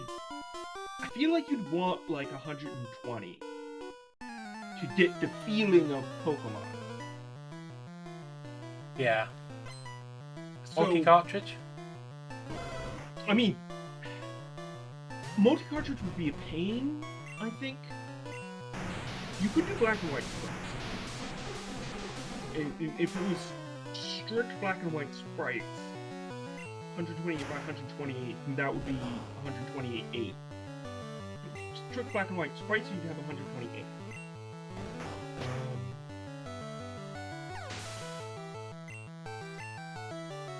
I'm surprised at how fast Krabby is. It's out running a lot.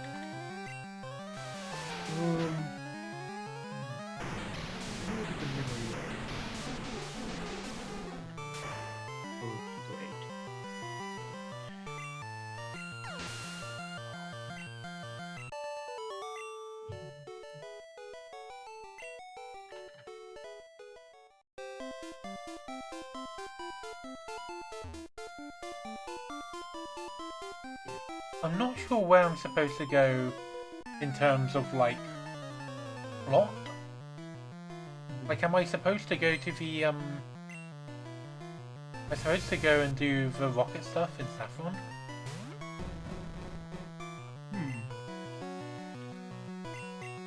I don't know.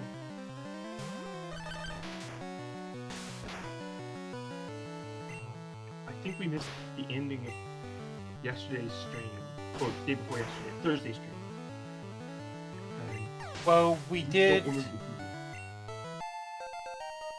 Snorlax and got to Fuchsia. That was basically.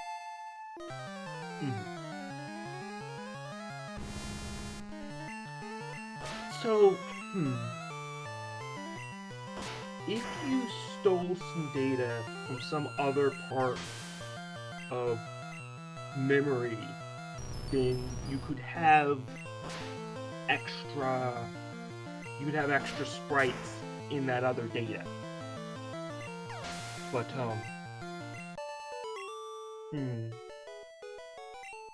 let's see, it's 128 by 128.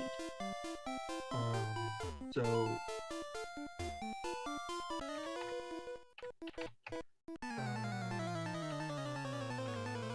let's see, so you can fit 8 across if you're doing 16 by 16 squares.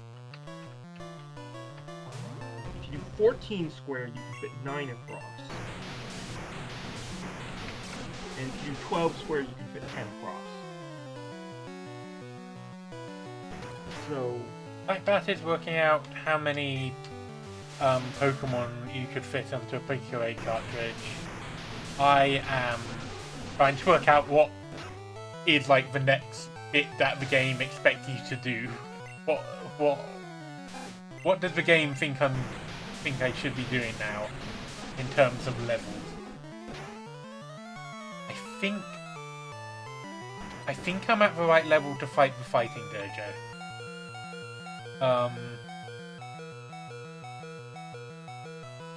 Which will give Firo some nice experience. How? Well, so I guess if you designed your Pico 8 sprites to compress well, then that's a possibility.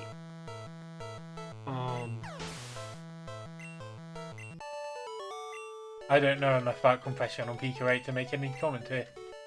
Yeah, like, or if you did some shenanigans where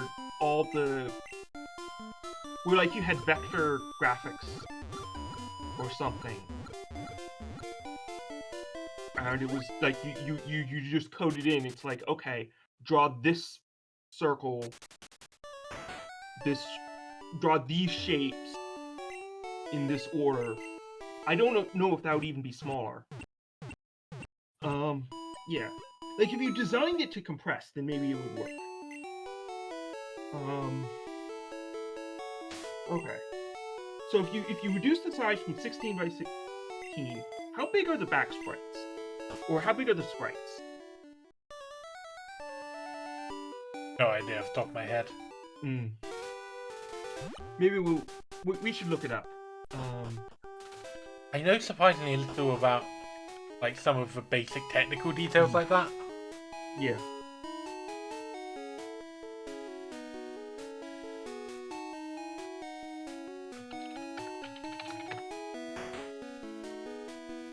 We're just gonna look at Bulbasaur.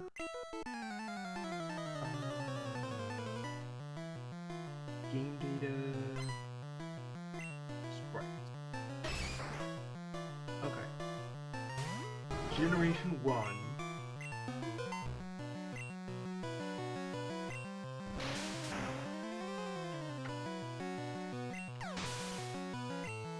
This image is 56 by 56.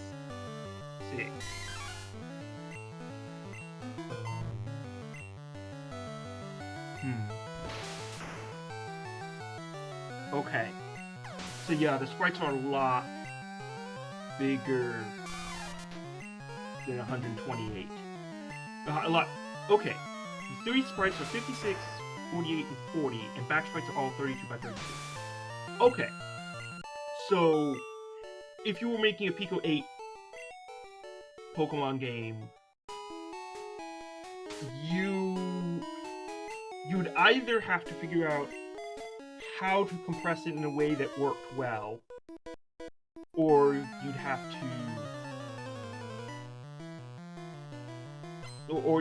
to shrink. You probably do have to do both, because the screen is only 128 by 128. And I think the Game Boy screen is a lot bigger than that.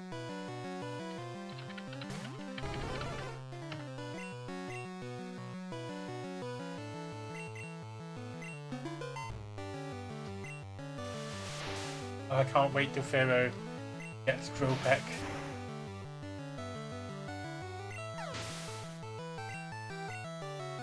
Okay, display is 160 by 144, so it's not that much bigger. But it is bigger. 160 by What did we just say? I think you said 160 times. Yeah. Okay. So it's like 10% bigger in one direction and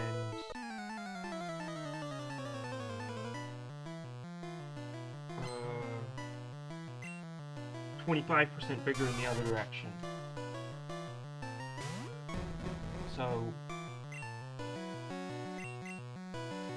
So proportionately, like the back sprites are like 28 pixels square or something like that.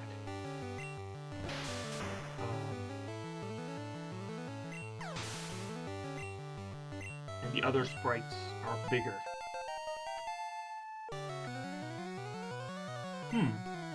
Yes! Sorry. Ooh.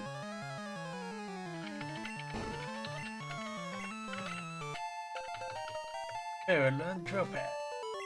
Pal3, can you share a link to that? Kind of curious.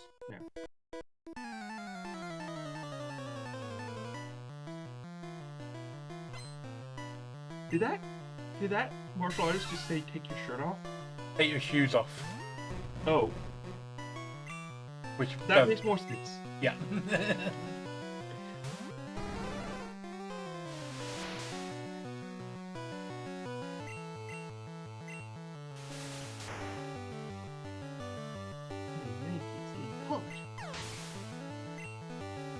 Focus NG is supposed to increase your critical hit ratio, but I don't think it actually does anything in this gen. I think there's a glitch. Oh well.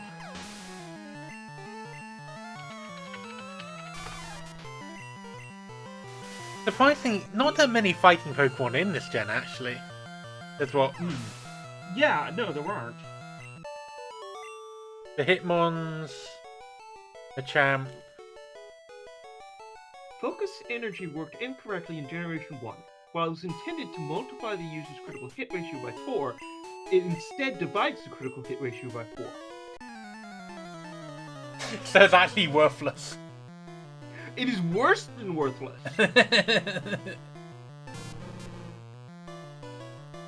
In Stadium, it was fixed. Okay. So if you play Pokemon Stadium, it works.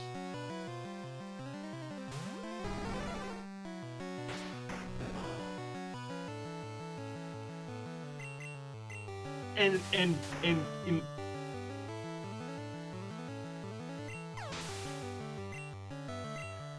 oh, that sounds like an interesting project. Okay. You're thinking about decompressing sprites by hand now, aren't you? No, it's just like doing things by hand is pretty educational. So I guess yes. Doing things by hand is pretty educational. Okay. Okay. So go ahead. I don't have faith, so... Right, so that's the Fighting Dojo. What if...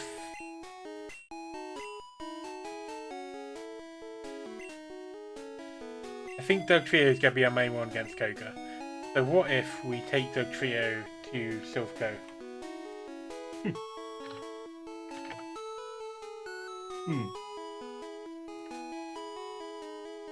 We're mostly curious just because, like,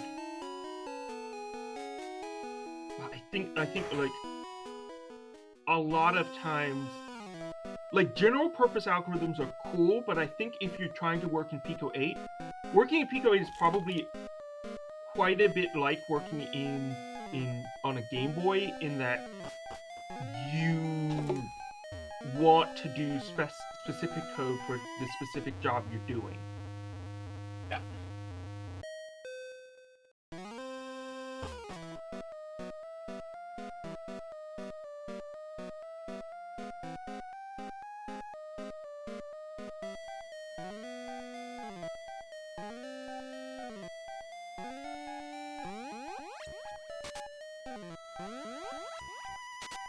So we're going here because it allows us to immediately get the card key.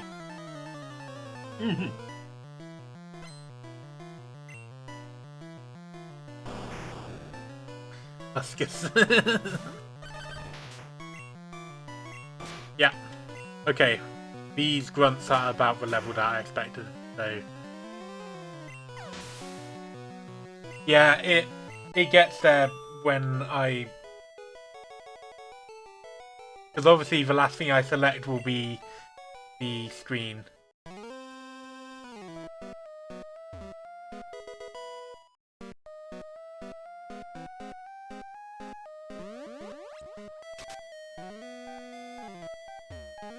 Yeah.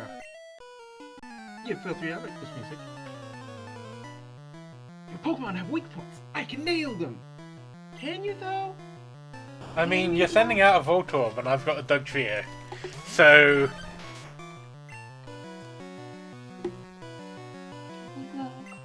Like, the weak point analysis is not pointing towards you. Yeah.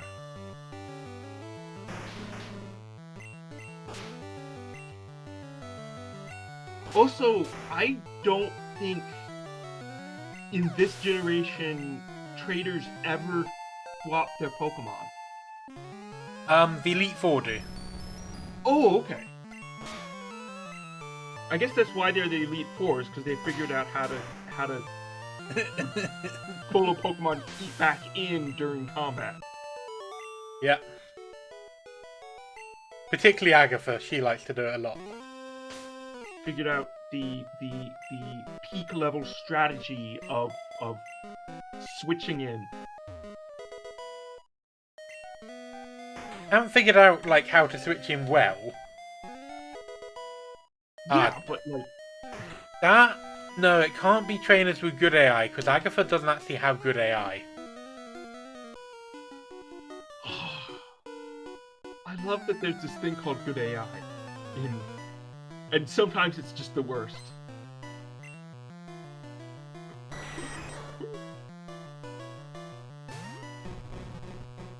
Gen 1 was fascinating. Gen 1 is so weird in many ways. I think I like. I guess it's not surprising that us liking working in Pico 8 would like Generation 1 Pokemon. Like, those two things correlating makes sense. Because a lot of the way it is about working within some really tight limits.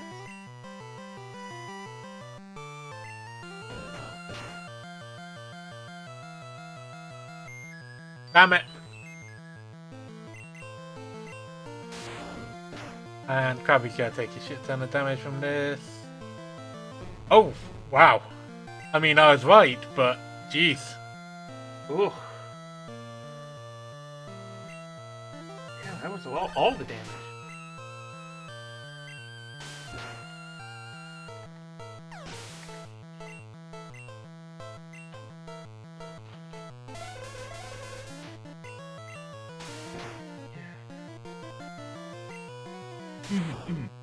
Yeah, I imagine working in Pico 8 would probably be pretty different, Valkyrie, but like, there is a certain amount of like working within limitations that's pretty fun. And the new version of Pico 8 added in some new features that are very fun. There are these filters that you can change the sound of the SFX a little bit with like damping or like an echo effect.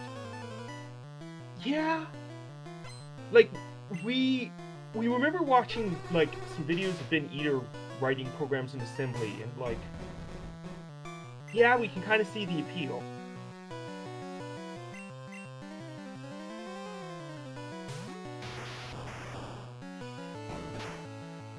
I think like making a whole game in assembly would be a bigger project than we want to deal with. But like,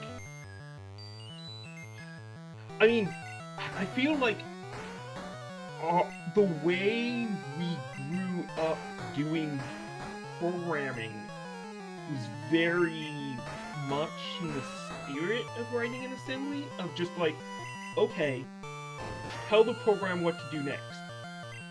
And then it does the things in the order that you give it. And it's like any kind of structure, like subroutine.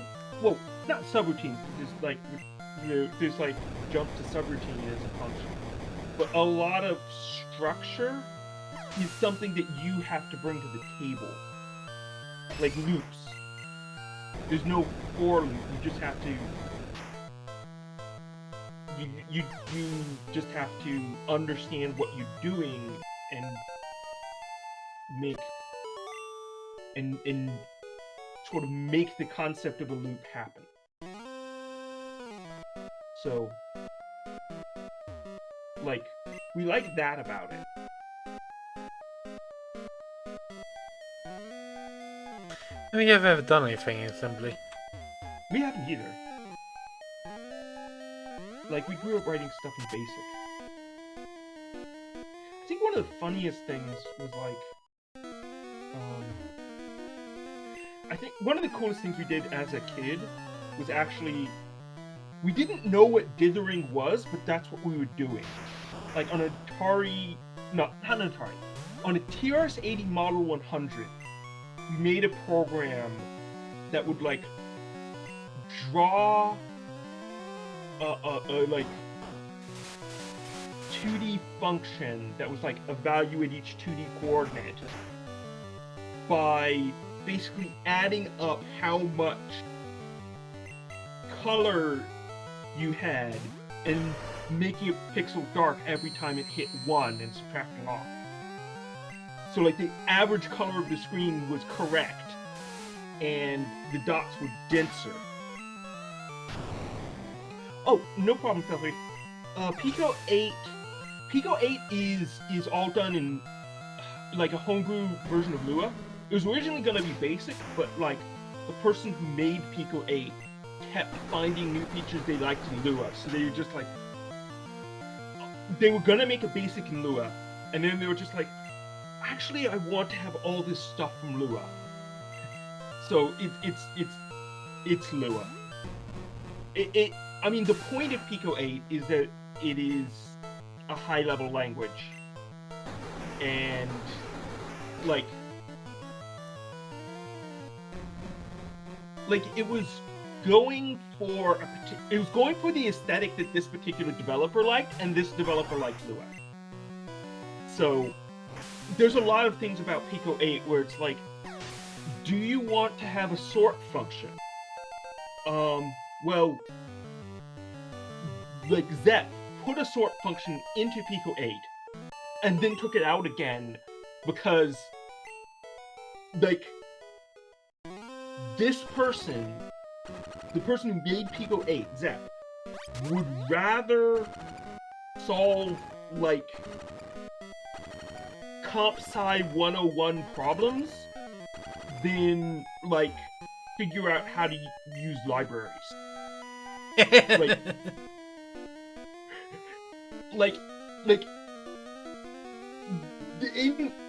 I'm getting a lot of this from a talk that the creator of Pico 8 did in 2018, but like, just this person was talking about hating glue code and looking forward to when they could, when Zep could do some computer science. So like that's an aspect of Pico 8, and like I remember someone on the forums was like, "Oh my god, you can only store integers up to 32767, and that's really frustrating, and I just wish you could store bigger integers. I wish there was like a big num format." And we heard them say this, and we were like, this is like the point of Pico 8 is to run into a problem like, oh dang it, sorry, put a phone on mute. To run into a problem like that, where you want to store a bigger integer than you could store with your data structure, and solve it by writing your own code. Like that is the design concept of Pico 8. So yeah, it's Lua, and yeah, So that's probably a reason not to mess with it if you don't like working with Lua. You can just write chiptunes in it because it has a built-in tracker, and it doesn't. You're not programming. You're not doing programming to write chiptunes. You're just entering data into the tracker. But like, yeah, it is that's good. very much about. Right, you said in this generation that when you hurt yourself in your confusion, you're doing an attack against yourself. Yeah. That yeah, like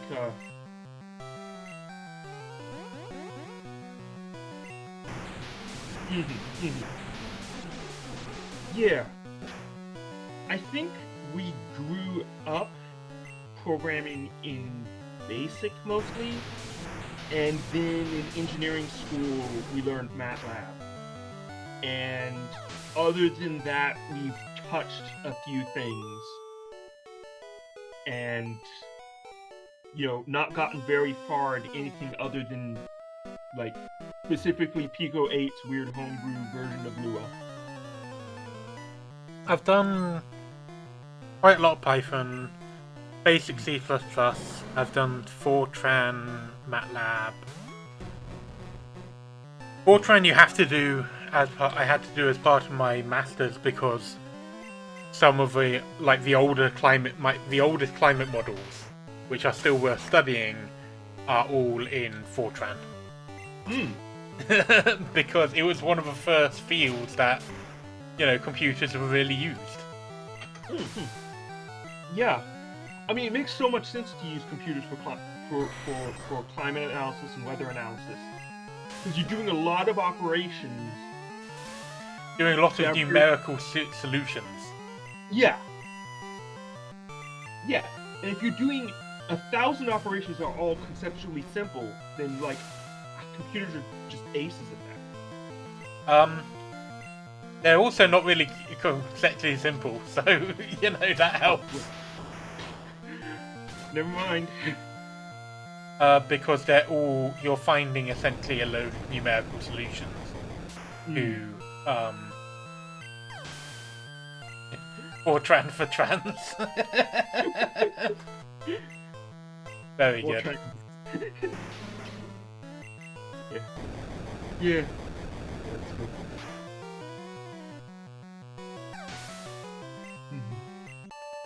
It feels kind of weird that Silpho, in terms of level-wise, is clearly supposed to be done before Koga.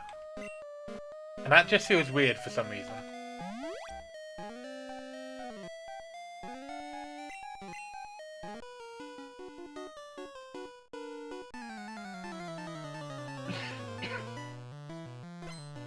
And yes, I am just going to go through the entire building, every floor of the building, and just clear out all the rockets. Just get all that lovely XP.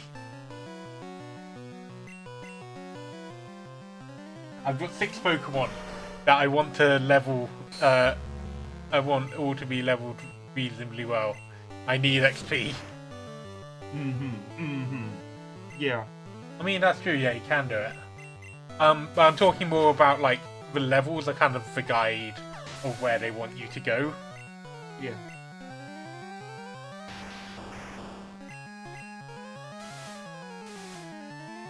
Oh no! Protected against special attacks? Against my Machamp?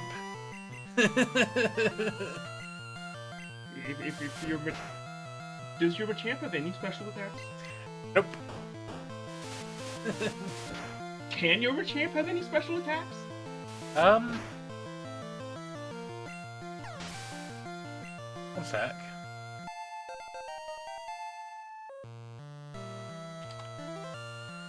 Ooh, level 34. Karate Chop has a high critical hit rate, so it's very likely to get critical hits. Yeah.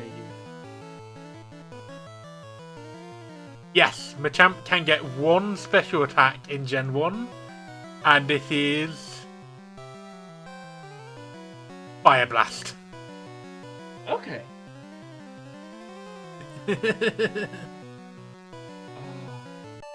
Hadouken? Yeah, that does make sense. We keep mixing up Hadouken and Shoryuken. I think Shoryuken is like the uppercut. I think it is too. I don't know why. Nope. I think in Gen 1, I think the elemental punches may have actually been...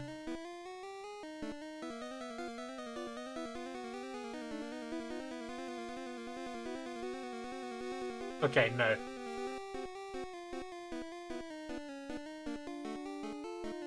You think so, but in Gen 1, the elemental punches seem to be split between...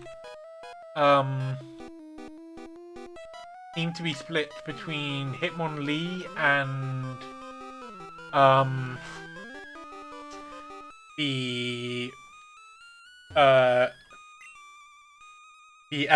the humanoid trio, so Jinx, Magmar, and Electabuzz.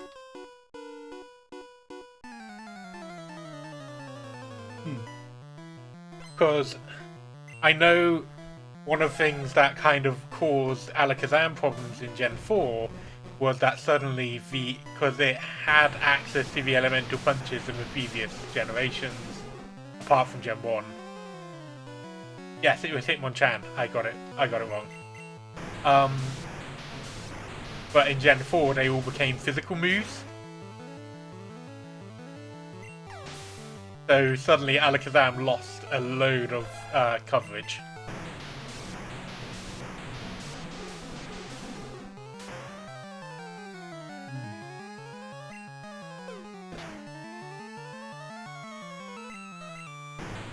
I mean, it gained some back because it could now use other move types, physical move types that are now special. But I like the type of the move. I like special physical being separate from the Pokemon type. Yeah, because it just makes the moves a lot more. It makes the calculations more interesting. Like, instead of it being like, ooh, Sword Stance. That's the one that raises your attack by 2 stages or something, right? yeah. Thing is, I'm not sure who to give it to. My team, it has users of Sword Stance, but I'm not sure it has any good users of Sword Stance. I think when we play Pokemon, we basically never used the like status modifying moves. Lots of people don't. Lots of people just use attacking moves. Because you can get through the game without using them at all. In competitive play, we call those people easy wins. But yeah, we've never. It feels like we don't know Pokemon well enough to like get into competitive play. So yeah.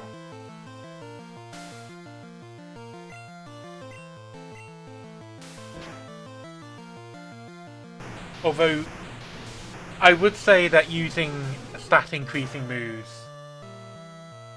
stat boosting moves it doesn't really help in game because, again, like I've said before, in game Pokemon is a gauntlet, whereas competitive you're just doing one battle. Yeah, that's a big difference because in competitive, in game, you want to save your resources.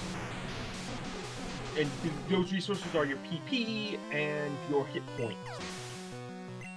In competitive, you basically have a Pokemon Center between every fight. I mean, like, one thing is, honestly, like, I don't use stat improving moves in Gen 1. Mainly just because the distribution of good stat boosting moves with Pokemon that can make good use of them is kind of bad. But I do actually, if we have a Pokemon that has good general type coverage, and it got a lot easier after Gen 4. But if we have a special attacker with good general type, with good type coverage with 3 moves, then I'll stick Nasty Plot or Calm Mind in at the end. Yeah. That's useful. Gen 1 just doesn't have the move pools to make it worthwhile for me. I guess the goal is, with that kind of thing, to either have a couple turns to pump up and then sweep. I'm just guessing. You could probably actually explain what the use is. Yeah, I just use them at the beginning of a fight, and unless I know that the opponent could take me out, and then it just helps me sweep. Yeah. I like a fast Pokemon with good coverage and that can one-hit KO a lot. Yeah.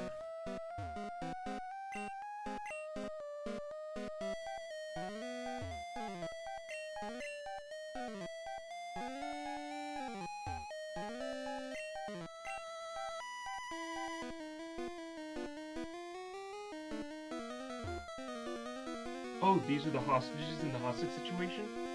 Yep.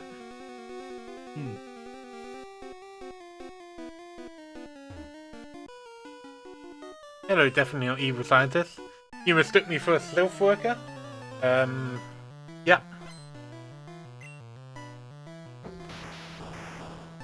See, I'm not actually here to save anyone, I'm just here for XP. And if I happen to save people in the process, then, I'm not going to say no to that. But really, I think we all need to understand that I'm just here to beat up Team Rocket and get XP. I do like Electro Sprite, it has a lot of character. Yeah, that's a cocky grin.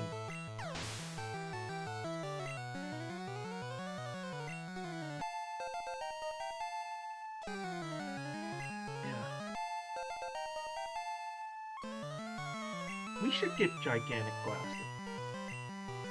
We got a pair of, hiding from the paparazzi sunglasses once, and just, in the, when we were getting them, we put them on our face and we just grinning. It's just, huge sunglasses. I don't know, we just found it really fun. I want to check what level Dugtrio learns Earthquake at.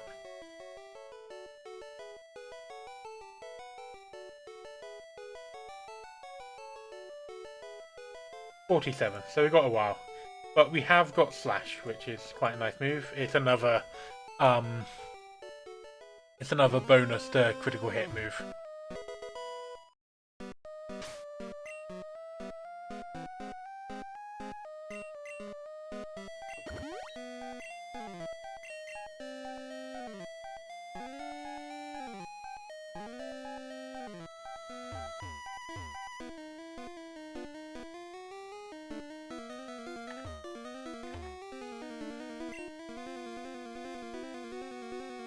Yeah. I've already beaten your boss before, and I'm raising a Krabby for the sole purpose of styling on your boss with it.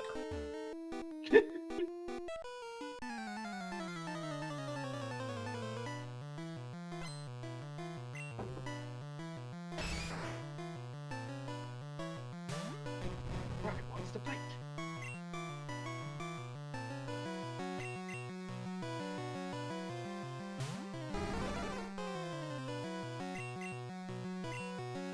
Oh, what's that? Oh yeah. Matilda mentioned that on Thursday. The critical hits just ignore all stat changes.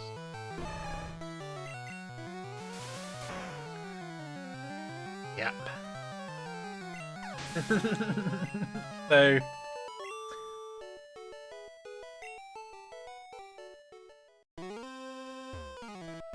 Oh dear, help me please. Look at him, he's such a coward. I mean,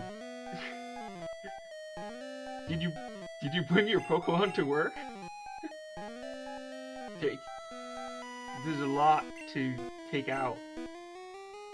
Yep, there's lots.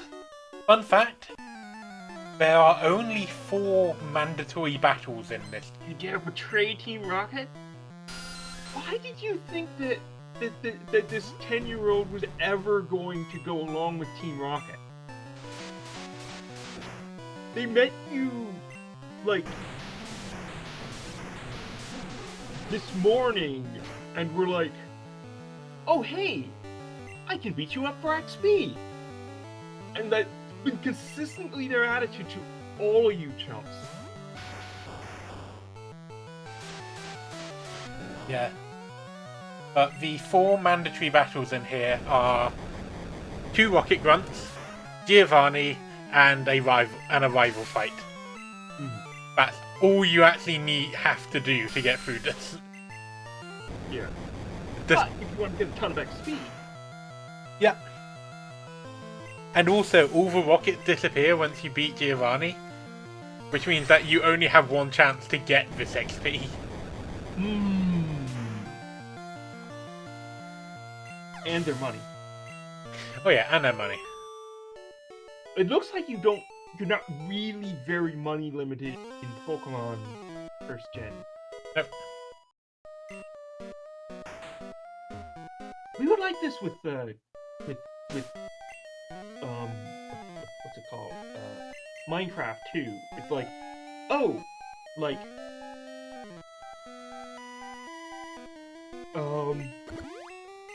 it's a pain to like make renewable. It's like lava isn't renewable, so even though the Nether has utterly titanic quantities of lava, then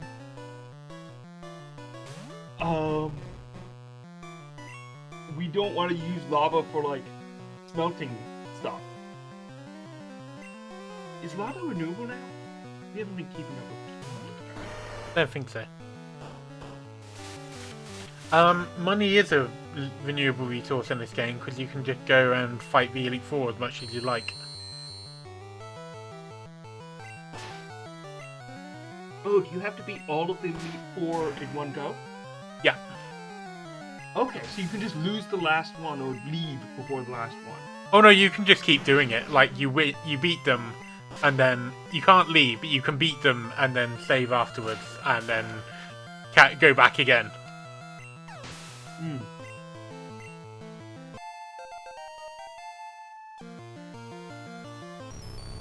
Okay, so there's the next edition of Minecraft. There is a way to get renewable lava buckets.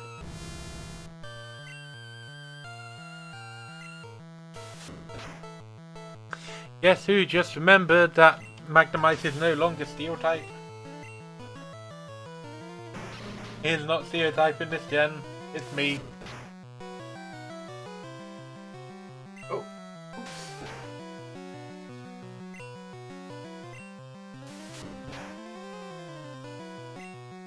Okay, so there's a new block in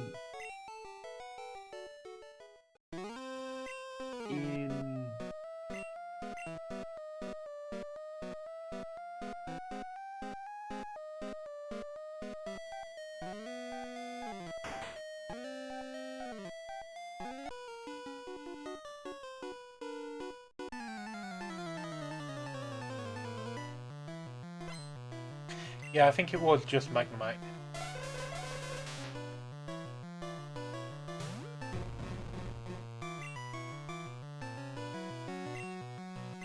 Hypno's a bit too dangerous. Which in Pharaoh.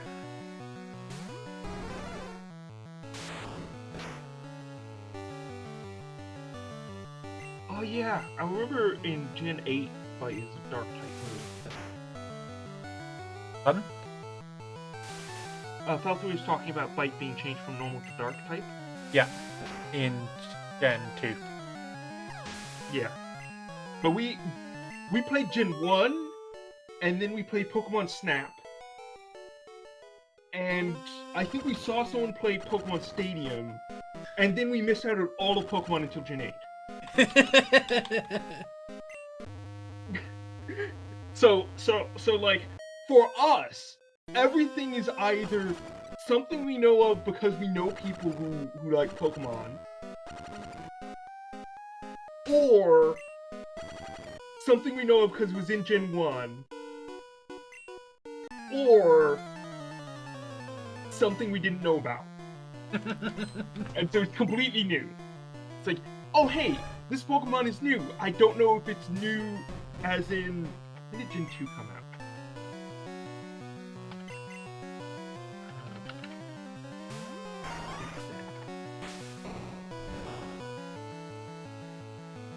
Pokemon is new. I don't know if it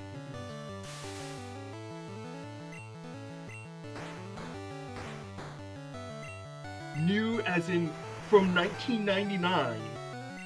Or new as in this gen. Like, all Pokemon are either Gen 1 or new. That's how a lot of people approach a franchise, to be honest. Yeah. Okay. We looked at Wikipedia and saw the number 1999 and closed the window, so we don't know. Garboss.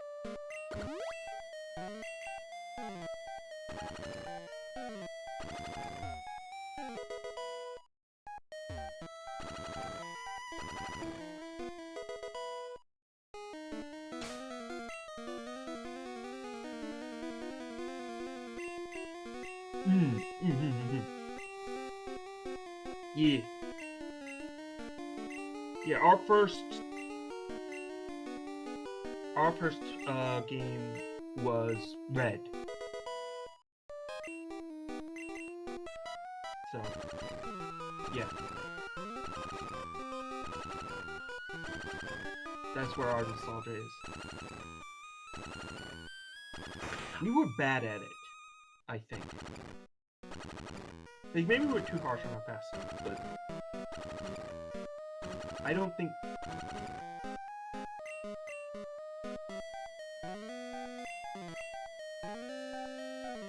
Pokemon... Oh! No!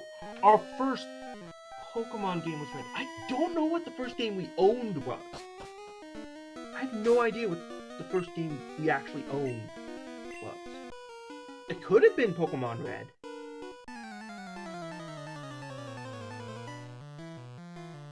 The first game we remember playing was this weird educational game on the Mac Plus, which, like, in retrospect, it's kind of messed up to have a game where you're playing a clerk in a shopping in like a grocery store, ringing people up, and if you give them the wrong change, you're instantly thrown in jail.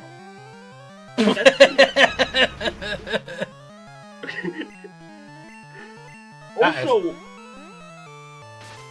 like, the way it worked, it soft locked the computer.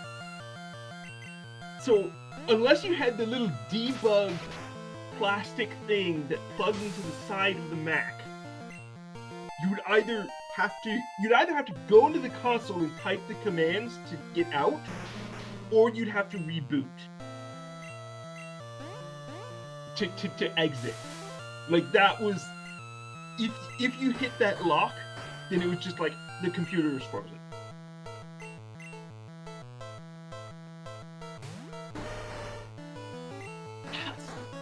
Yeah, like, wow.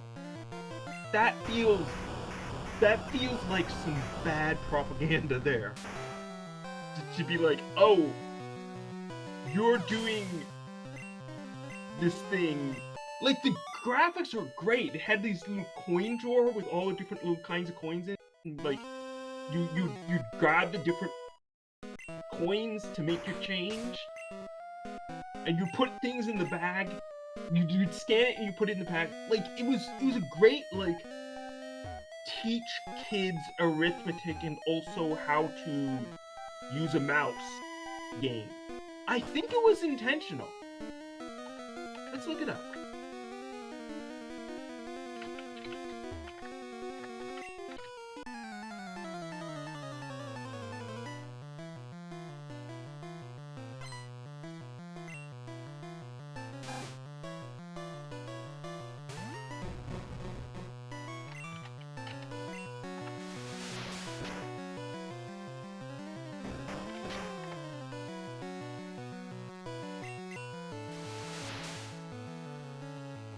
Oh good, it's quartered its critical hit ratio. Alright.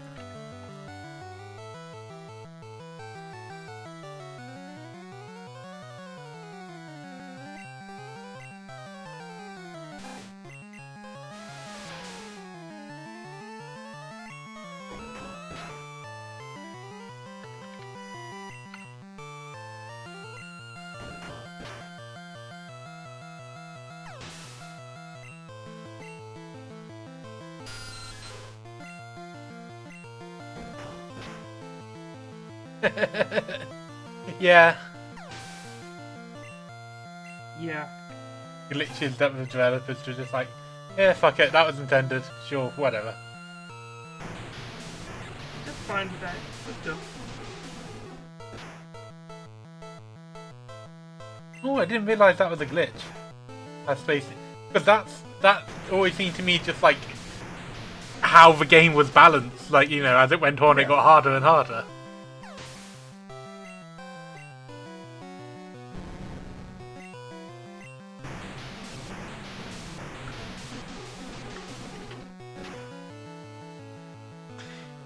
The Rocket Grunts really use a wider variety of Pokemon than I expect.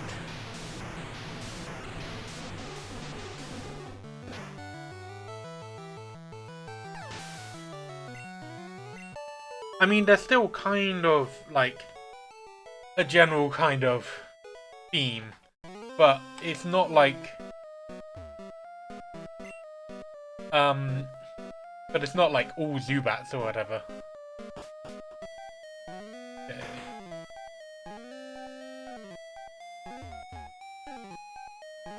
Ah, that makes sense. So so it's not actually, the glitch isn't that, it was, so the glitch wasn't actually that, it was speeding up. The glitch that it was slowed down, and you were fixing the glitch by taking out the enemies. Yeah.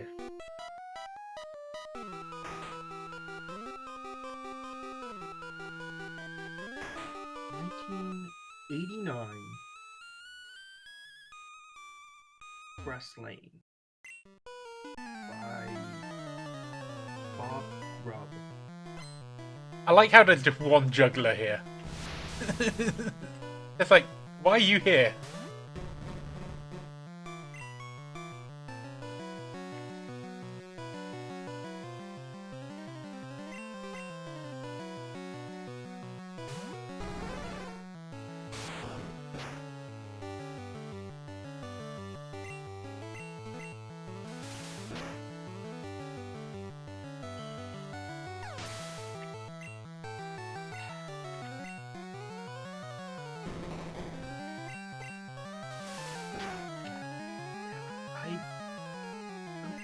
No information here.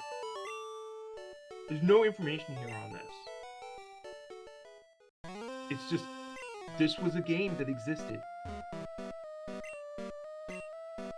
And yeah. Wow. Yeah. I think it just was never famous enough to get like a really deep dive into it.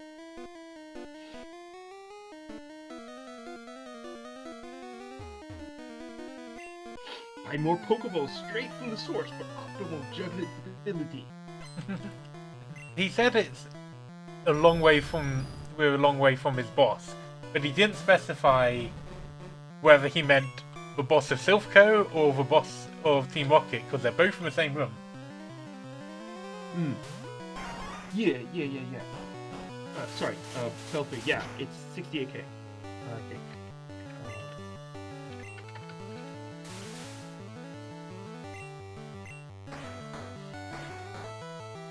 The original Macintosh, yeah, had a Motorola 68K processor at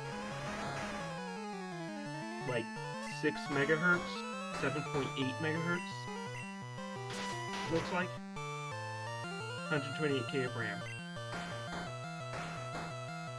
Our parents had a Mac Plus, which had 8 megahertz and a megabyte of RAM expandable to 4.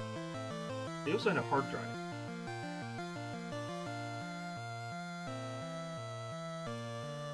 God, it was an educational game, wasn't it?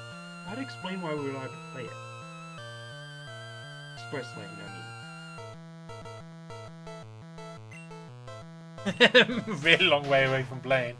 Yeah, that would make sense.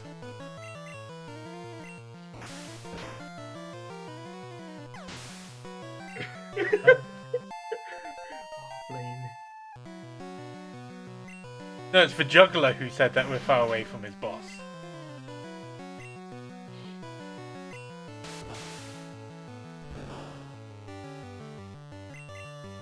Ignore the it's not very effective note.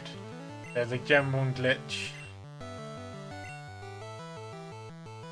Fine, here you just gotta keep waking up. Glitch in Dugtrio.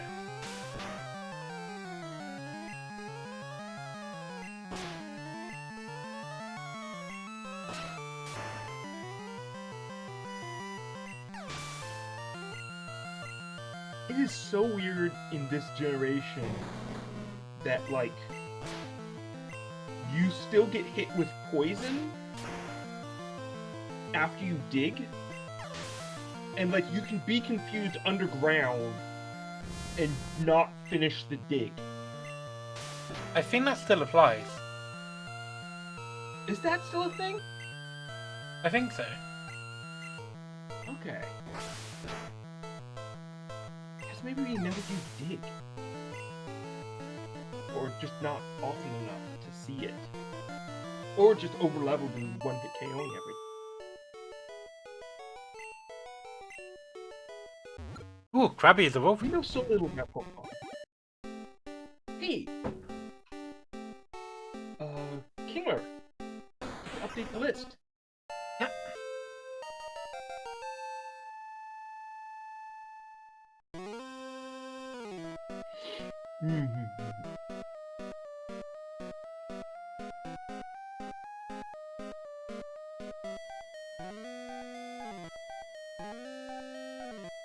I'm just going to add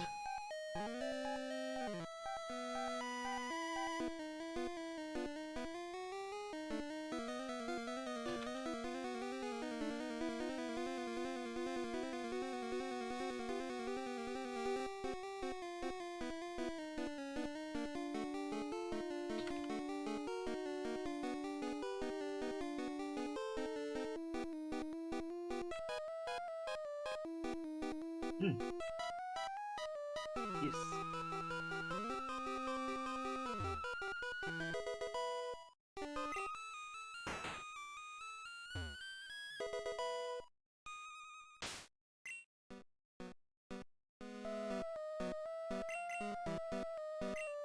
I wonder whose items these are. Are you, like, going in and stealing all this stuff before Team Rocket does, and then they blame it on Team... I mean, that's my plan.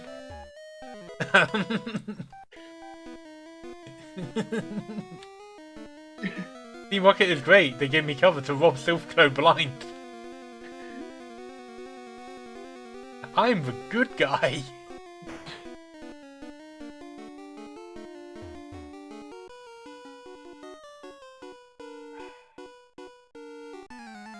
Exactly.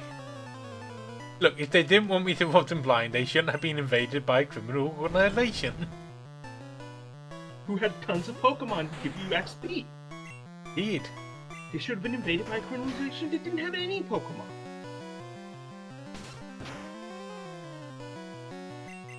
Also, seriously, Silpho. Like, a 10-year-old is having to come in and save you all. It's not a good look.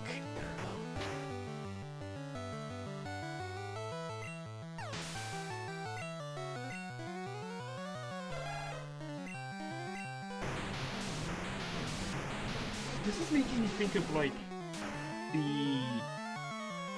that Tumblr post about Star Trek, which hypothesized that, like, the Enterprise and Captain Kirk are the only people who run into all this wild, ridiculous stuff all the time.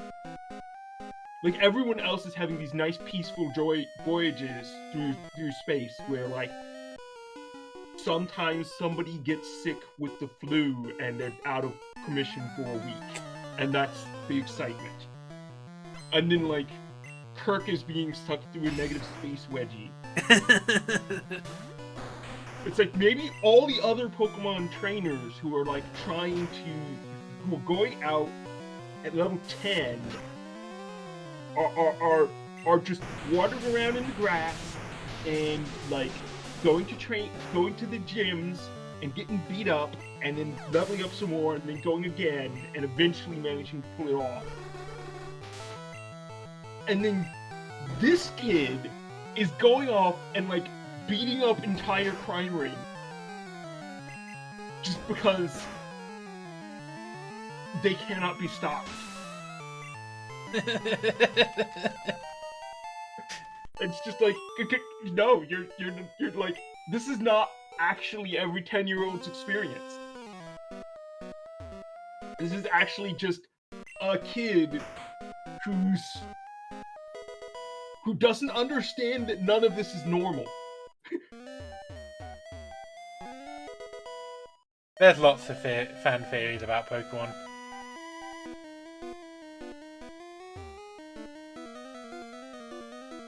I do like that, the guy hiding there. Can you see him hiding?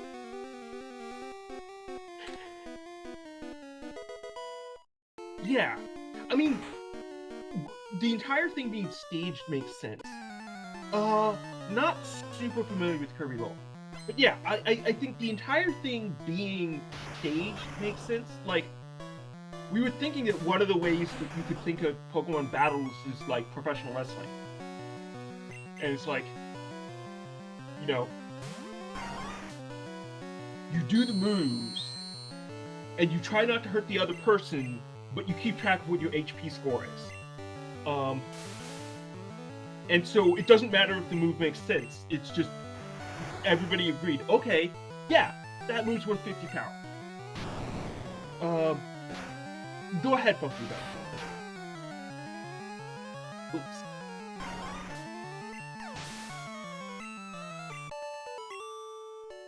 No. I guess Kingler got a ton of experience. Right.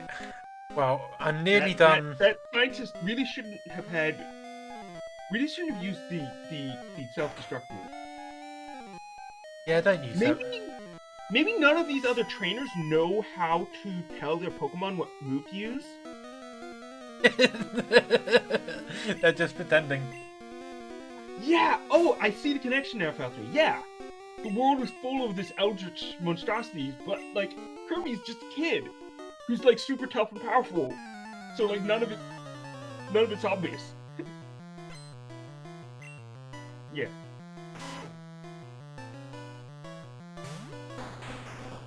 What did I say? Oh, maybe none of these other trainers actually know how to choose moves. And, like, their Pokemon are just doing stuff. Maybe that's what good AI is. Trainers who know how to choose moves.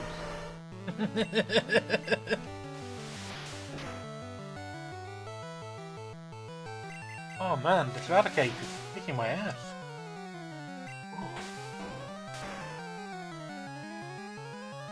I can see Kirby as a 5-year-old kid.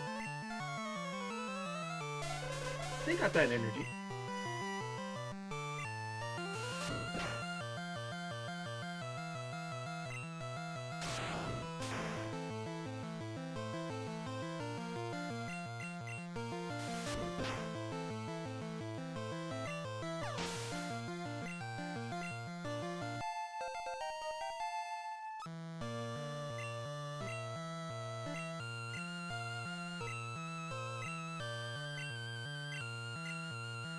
As previously established in this stream, focused energy is the opposite of valuable in this game.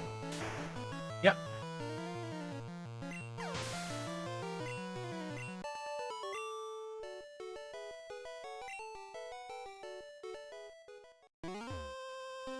Snacks! Yeah. Kirby's cute.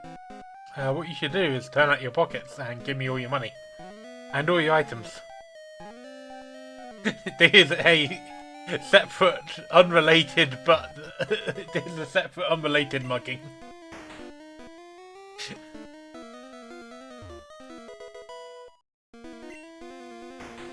Don't worry, I'm gonna beat up your muggers. I want your stuff.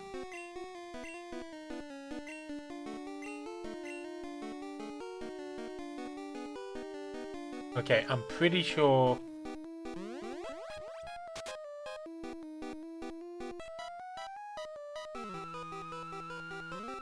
Ah, okay. Well, that's easy. But I was just like... I thought that was a teleporter that led me to a rifle battle. But it turns out it leads me to the healing area. So I'll just quickly go and heal up. That's nice and simple. Okay, we'll be right back. Bye-bye. Bye.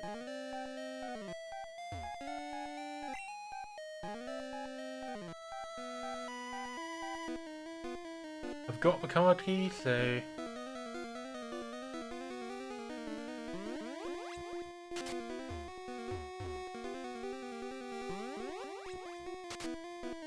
I swear the levels on this building aren't all the same size as each other.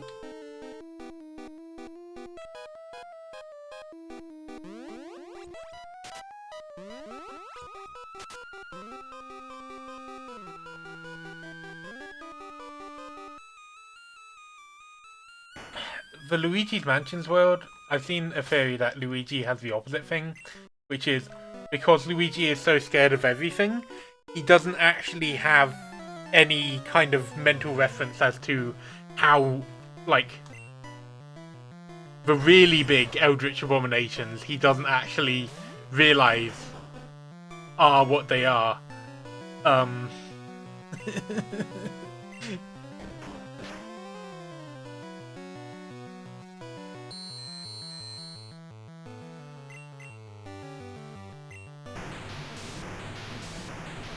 He's just as scared as Cthulhu as he is a mouse. But he's got to solve both of these problems, and he doesn't realise that one would normally be considered much larger.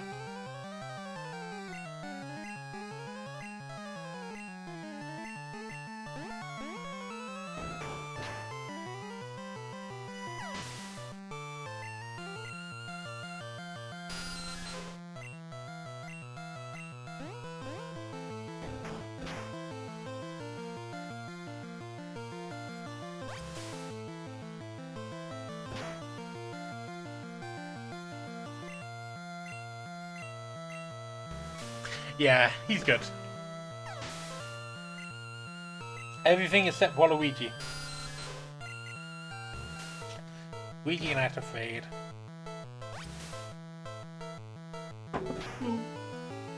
Hello. Pingler is now at a level where it can kind of take on some of the stuff that we're facing. Mm-hmm.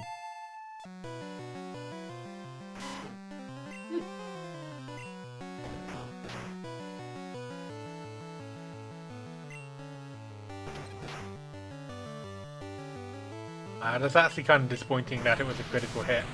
Because if it wasn't a critical hit, that would have meant it was nearly one-hit KOing. Yeah. But Vice Grip isn't that good a move.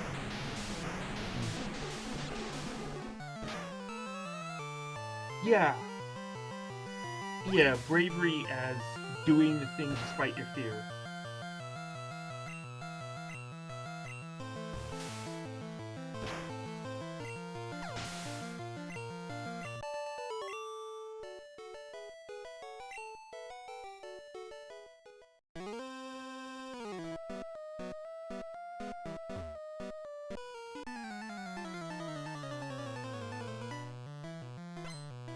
Off-limits here. Go home. You can't tell me what to do. I guess this kid isn't the only one doing all this wild stuff on their journey, because your rival is too. So I was doing it, and we know that he doesn't actually have most of the HMs. Because they explicitly did not get cut. And we're the first ones to get Surf. So not only is the rival doing it, I don't know how he's doing it. Maybe he figured out how to do, like, the glitch with the bag and Messino? If he did, you'd think that he'd, like, have better Pokemon. Maybe. I mean, just because he figured out how to do a glitch doesn't mean that he knows anything about Pokemon. Yeah.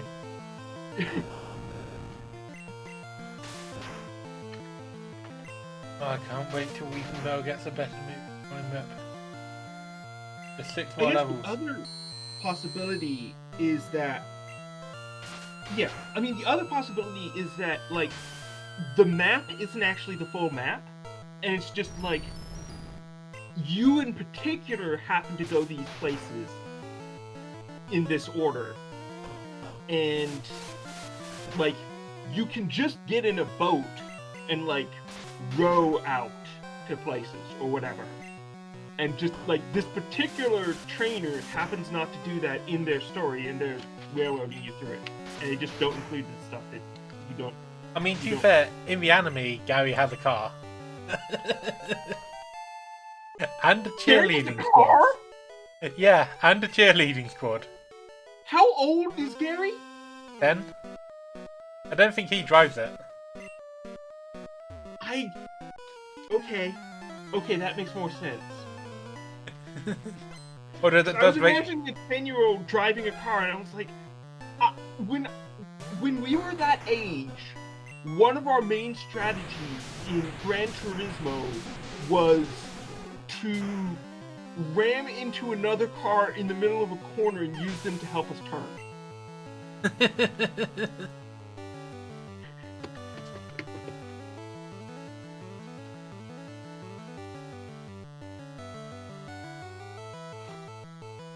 Yeah. Okay. I guess it makes sense for Gary to be a rich kid, just because, like, that makes it more of an underdog story for you or Ash or whoever to kick his butt.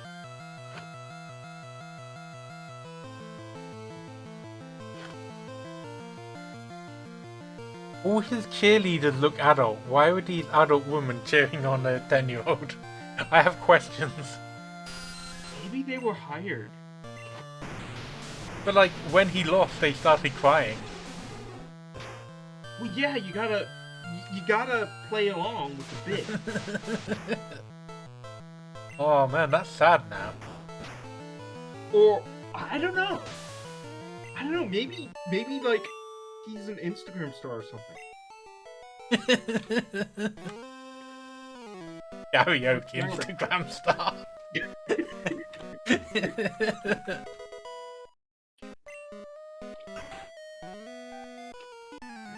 No, you're not.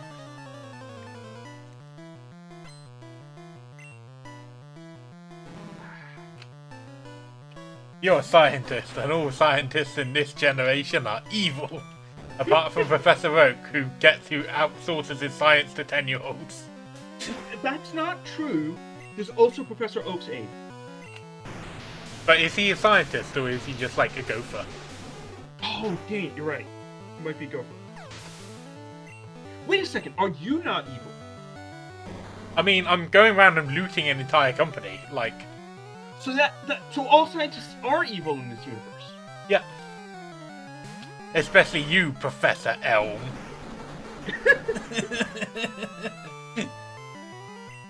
I don't even know anything about Professor Elm. I just like laughing at the call out. He's the scientist from Gen 2. Blaine stopped being evil in manga. He used to be evil. But then again, he is also heavily implied in the games to be responsible for Mewtwo, so... I remember in the movie, the creation of Mewtwo was kind of a bad scene.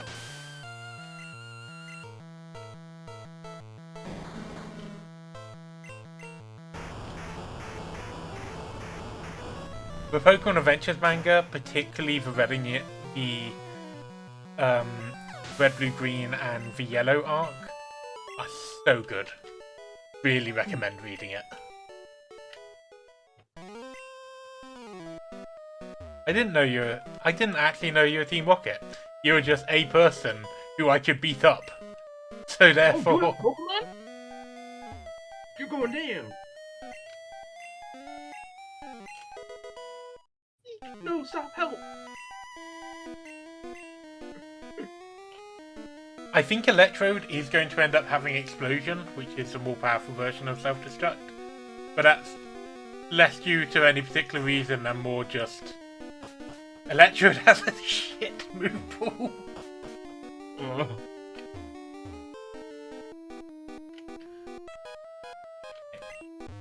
Okay, I'm pretty sure I've taken out all the rockets. So now I need to heal, and then I need to work out where the teleport to the rival is. Right. Don't give up. Never give up. Never surrender.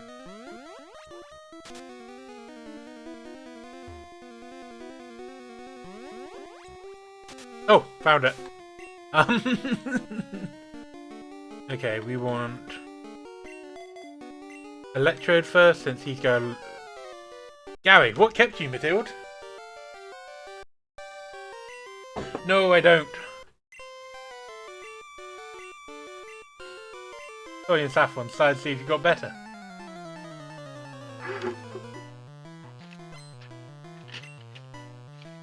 I don't think Team Rocket slowed you down. I think you just went off and did a bunch of other stuff and then went around and beat up as many Team Rocket runs as you could.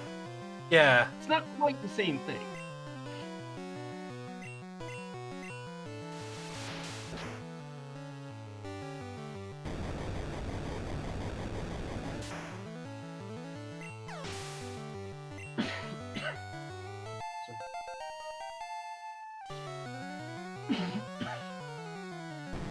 Oh no, a Gyarados against my Electrode. Oh no.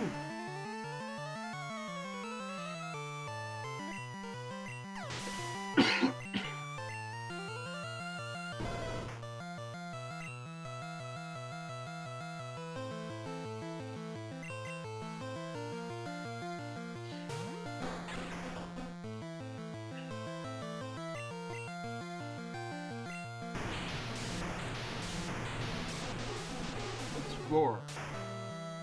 So Roar will force Wild Pokemon to flee, and in later gens it will force you to swap out your Pokemon in a trainer battle. Ah. But this is Gen 1, so they haven't implemented that yet. Either that or it's just not working for whatever reason. Yeah. Hard to know which was which. I guess that's a kind of not implementing it. As if it's broken.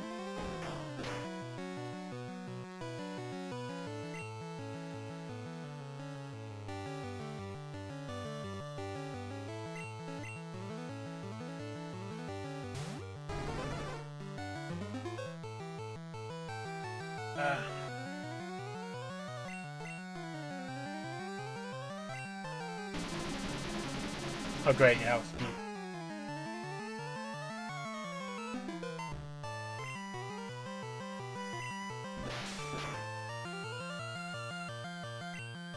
But he has bad defense.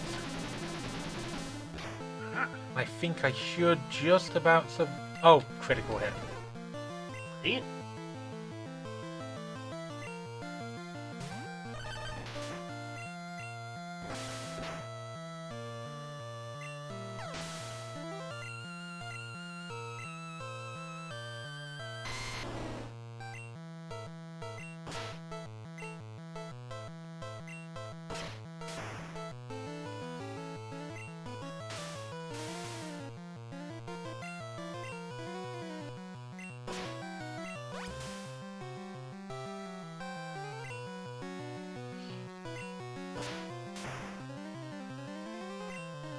Oh, and then I get a critical hit, so you know, that's fair.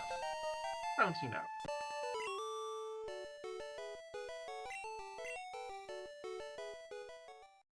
Well, my dude, I'm moving up ahead.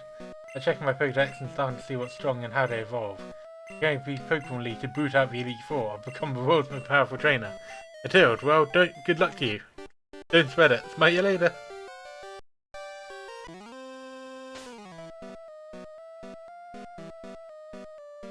The hair flipping back and forth is such a touch. I just want to see, because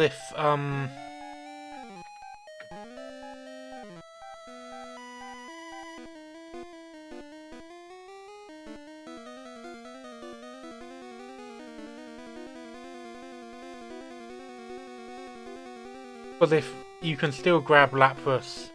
If you can't grab Lapras, if you can't grab Lapras after you've beaten, Giovanni, then I'll grab it, but if not, I'll leave it.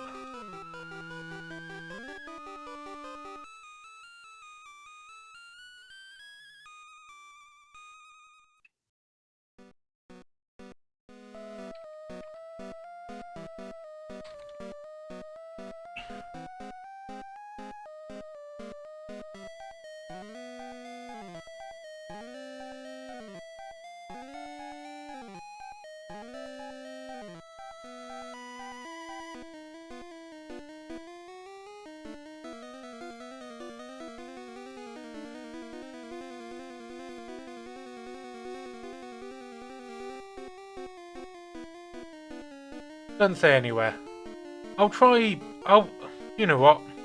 I'll find it out for myself. I'll go and beat up Giovanni.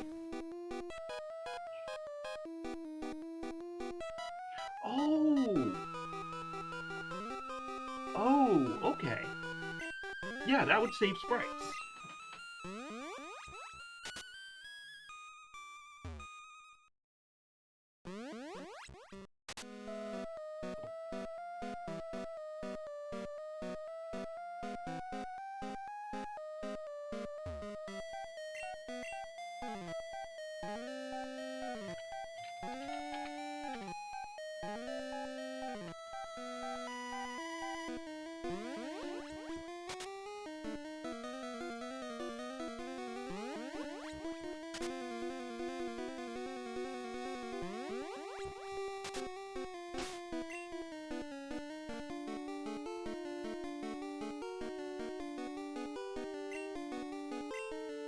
I think I want Kingler first, and then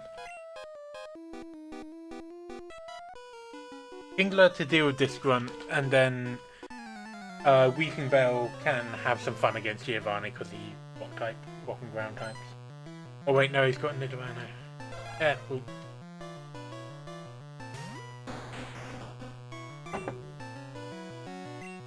we'll work it out.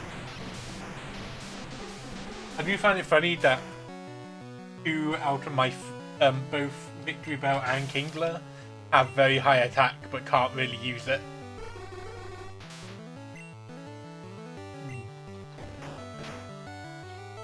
Yeah, it's a good system for saving sprites. And yeah, Gen 1, that's something that we're really noticing with you talking about playing the game is just there's a lot of stuff in Gen 1 that just wasn't worked out right.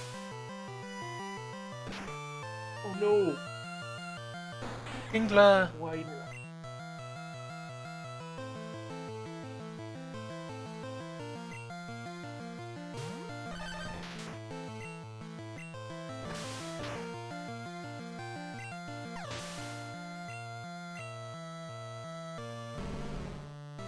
that's a cool touch, Belfry. Just a little nod to the old game. We were a little sad when we heard that that one Pokemon with motion controls made Link right-handed after he's been left-handed for a bunch of games. Yeah. Skyward Sword. Yeah. We've actually been, like, trying to do more things with our left hand lately. Just because. Yeah, Zelda, sorry. And, yeah, it's a thing. There's a lot of stuff which just, like... It's not impossible, but it's a little tricky.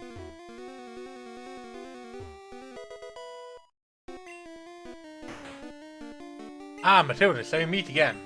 President and I were discussing a vital business proposition. Keep your nose out of work where it matters, or experience a world of pain. Oh, it is you who will experience a world of pain. Oh! What's that? Oh, that's neat, Belfry. Oh, okay. Just rip the entire world. Oh, sorry. You were reading the chat. Oh yeah, sorry. I thought you were reacting to Nidorino's sprite. I was like, it's not a bad sprite, but It's a good sprite. I don't think, but it was a bit kind of. Ooh, I was just like, is this your favourite sprite? Or I do like the Nidos.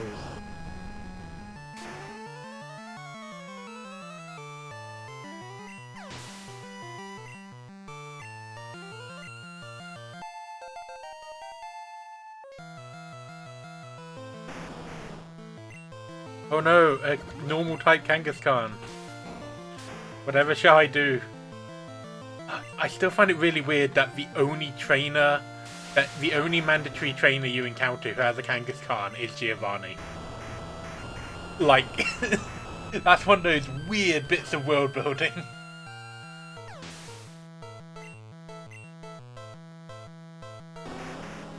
Ah, that's what I like to see.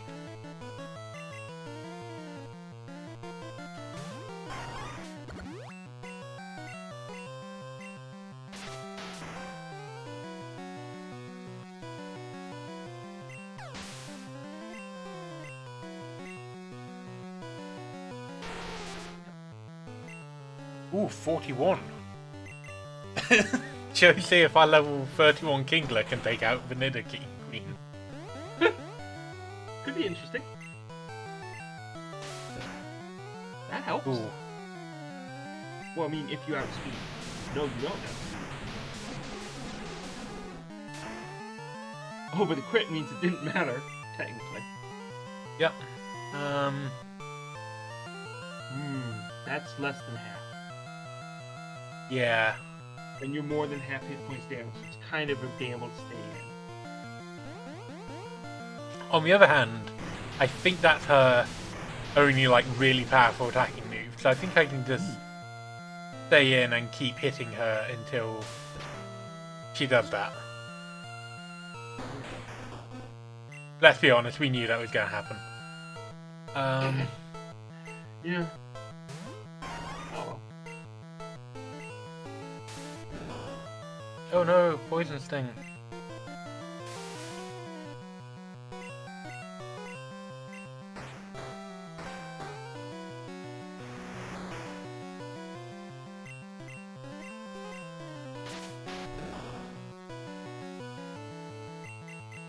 It's actually doing neutral damage, but again there's that glitch that it doesn't handle dual types very well.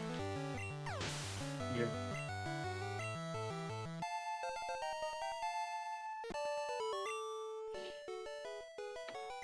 Ah, I lost again. Yes, you did. Blast it all, you ruined that hand for self. Team Rocket will never fall. Matilda, never forget that all Pokemon exist for Team Rocket. No, all Pokemon exist for me. I must go. Listen, thank you for saving Sylph. I'll never forget you saved us in a moment of peril. I have to thank you in some way. Because I am rich, I can give you anything. Here, maybe this will do. Matilda got a Master Ball. Yep. Okay, thank you for rescuing all of us. We admire your courage. Jolly good. Can I dig through your floor?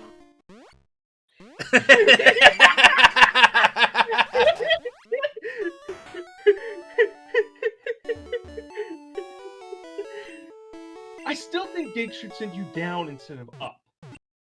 Yeah. I was at the top of the building as well, so I just You just drilled dug my- into the wall and just went straight down through, like... I will at some point, but at the moment I'm kind of on a bit of a roll, so...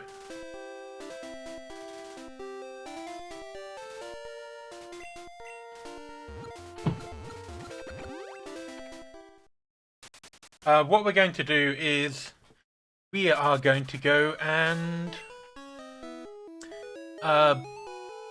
we're going to go and give Koga a try. I don't know how this is going to go because I know we're underleveled, but you know, never know.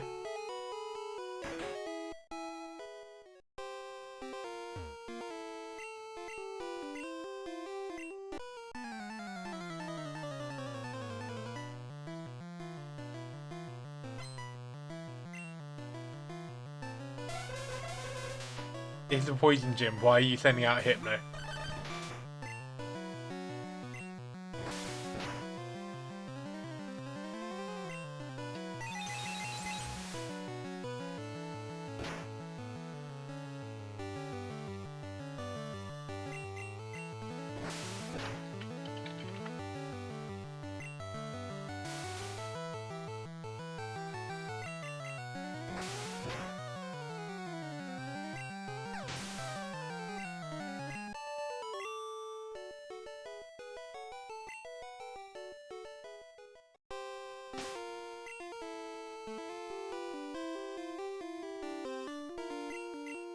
I think I'm just stop me going back to the Pokemon Center all the time. I am just going to go and quickly pick up some antidotes. Mm-hmm. Yeah, that probably makes sense. Yeah. We should eat lunch, so we're gonna drop out of voice. Okay. See you later. Yeah. Bye.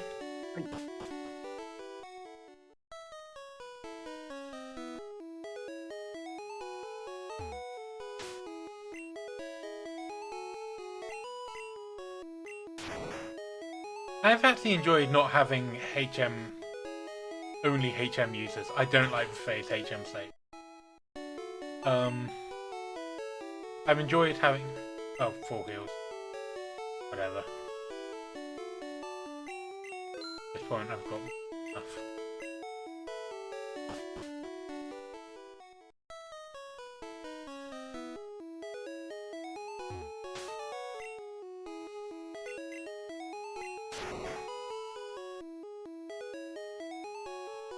Oh yeah. Solar Marsh Badgers.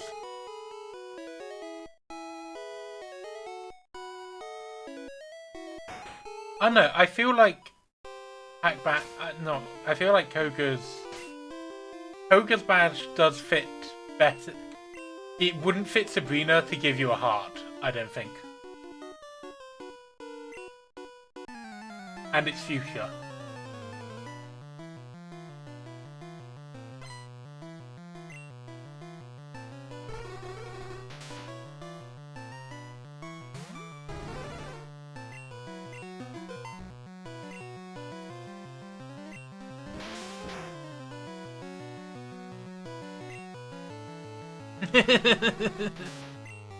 I'll take that.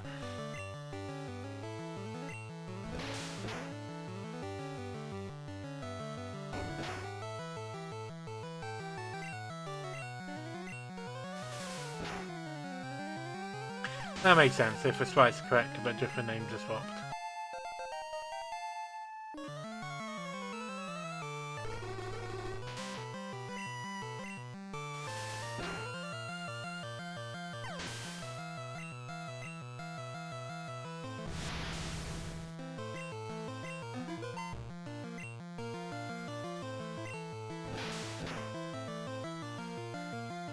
if you're doing a run using glitches, Ogre is the last gym leader, is the third and final gym leader you need to do before you can just win.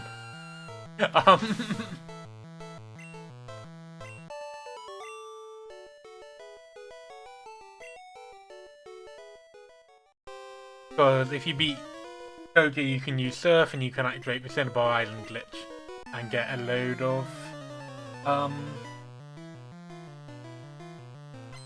and just get a load of.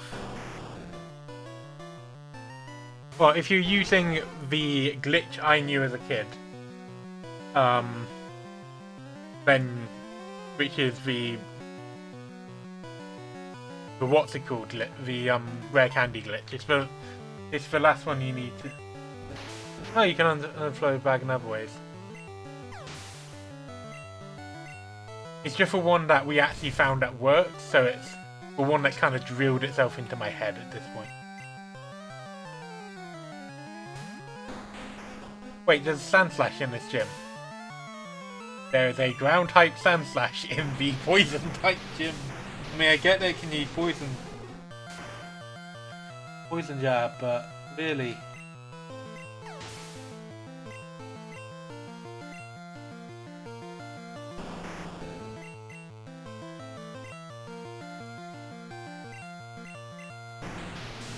Minutes long.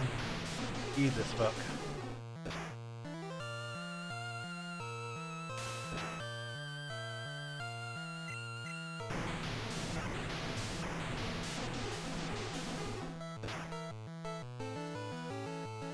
This Arbok is the first poison type Pokemon that we've encountered in the poison type gym out of 3 trainers so far.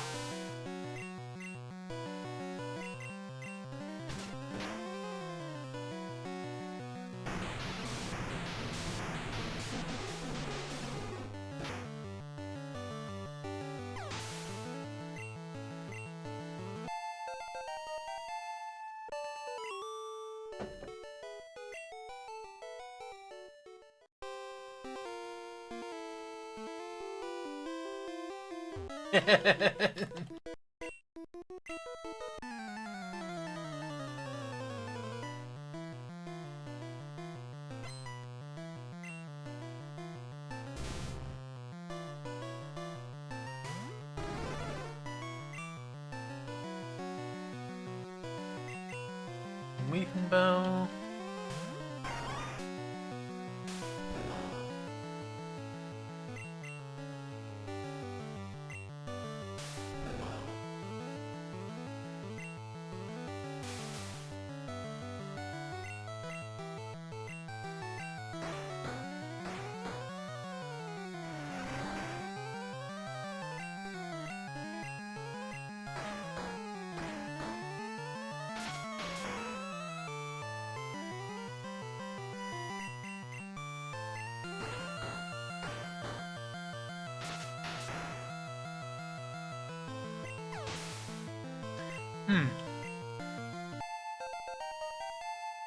Honestly, other than Rare Candy Key, I tend not to play games with glitches. Other than Rare Candy Cheat when I was just a kid.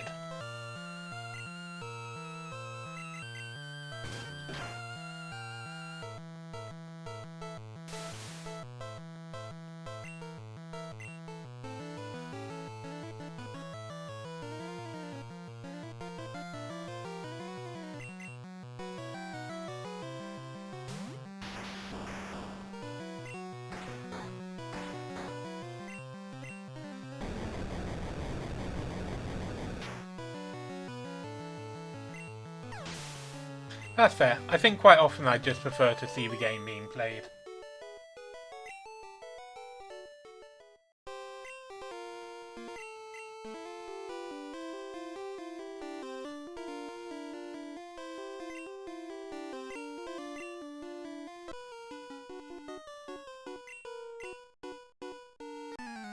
I descended from a long line of kicking your ass.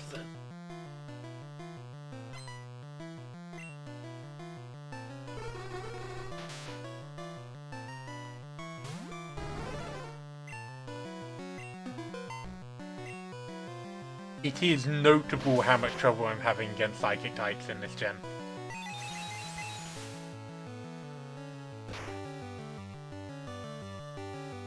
Like, I am kind of regretting not putting one. But there is a theme, and there's only really one psychic type, apart from Mewtwo, that really fits it. Mewtwo and Mew, I guess.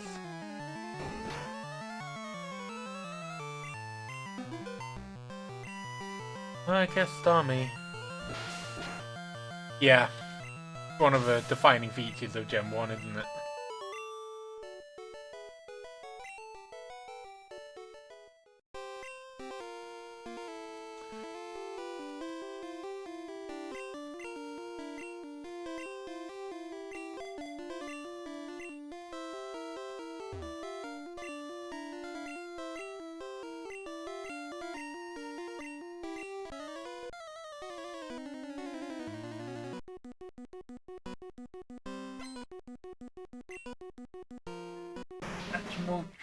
Things a random sign in drink answer. That's both amazing and what?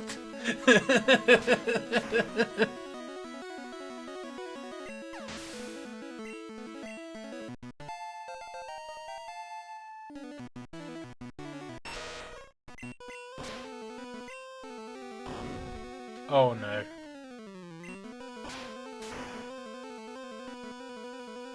Oh, it didn't matter.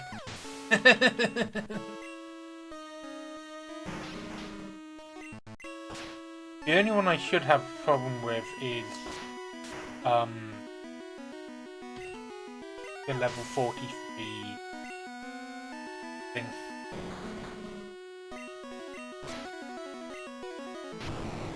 Unless it uses self-destruct, in which case I'll beat it very easily.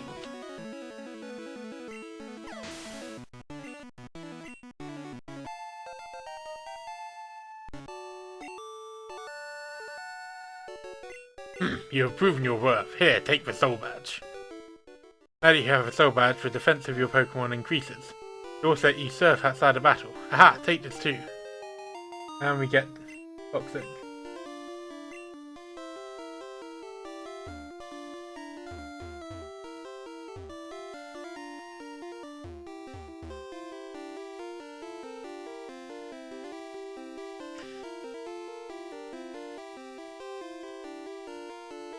I'm not saying that Koga might not be such a ninja master, but he did just use self-destruct on his last Pokemon.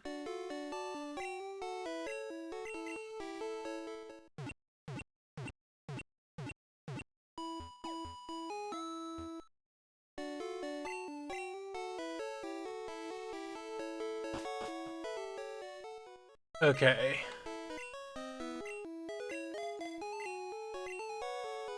Now that we have Surf,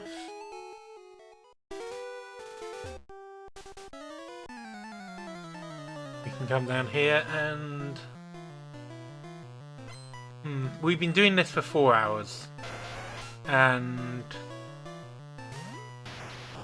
didn't make quite as much progress as I'd like, but we did beat Silph Co and Koga, so done a fair amount. I think we're going to do something that I don't usually do, and we are going to go to Cinnabar through Seafoam Island.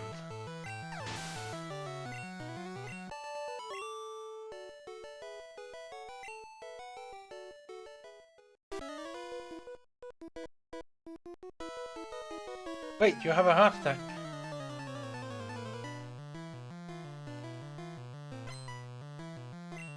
Oh yeah, and I got the XP all. And I caught a Chansey. And a Pinsir.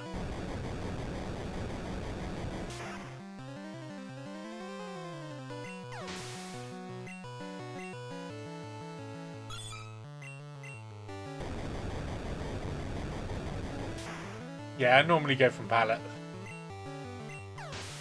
But this does mean... Well, when I say normally, I mean when I was a kid, I usually went from pallet. This does mean that I do not know anything about how I do not remember anything about Seafoam Islands as like a location.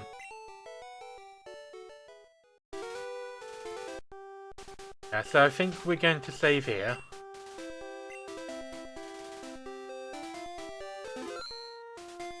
It is a mechanical theme.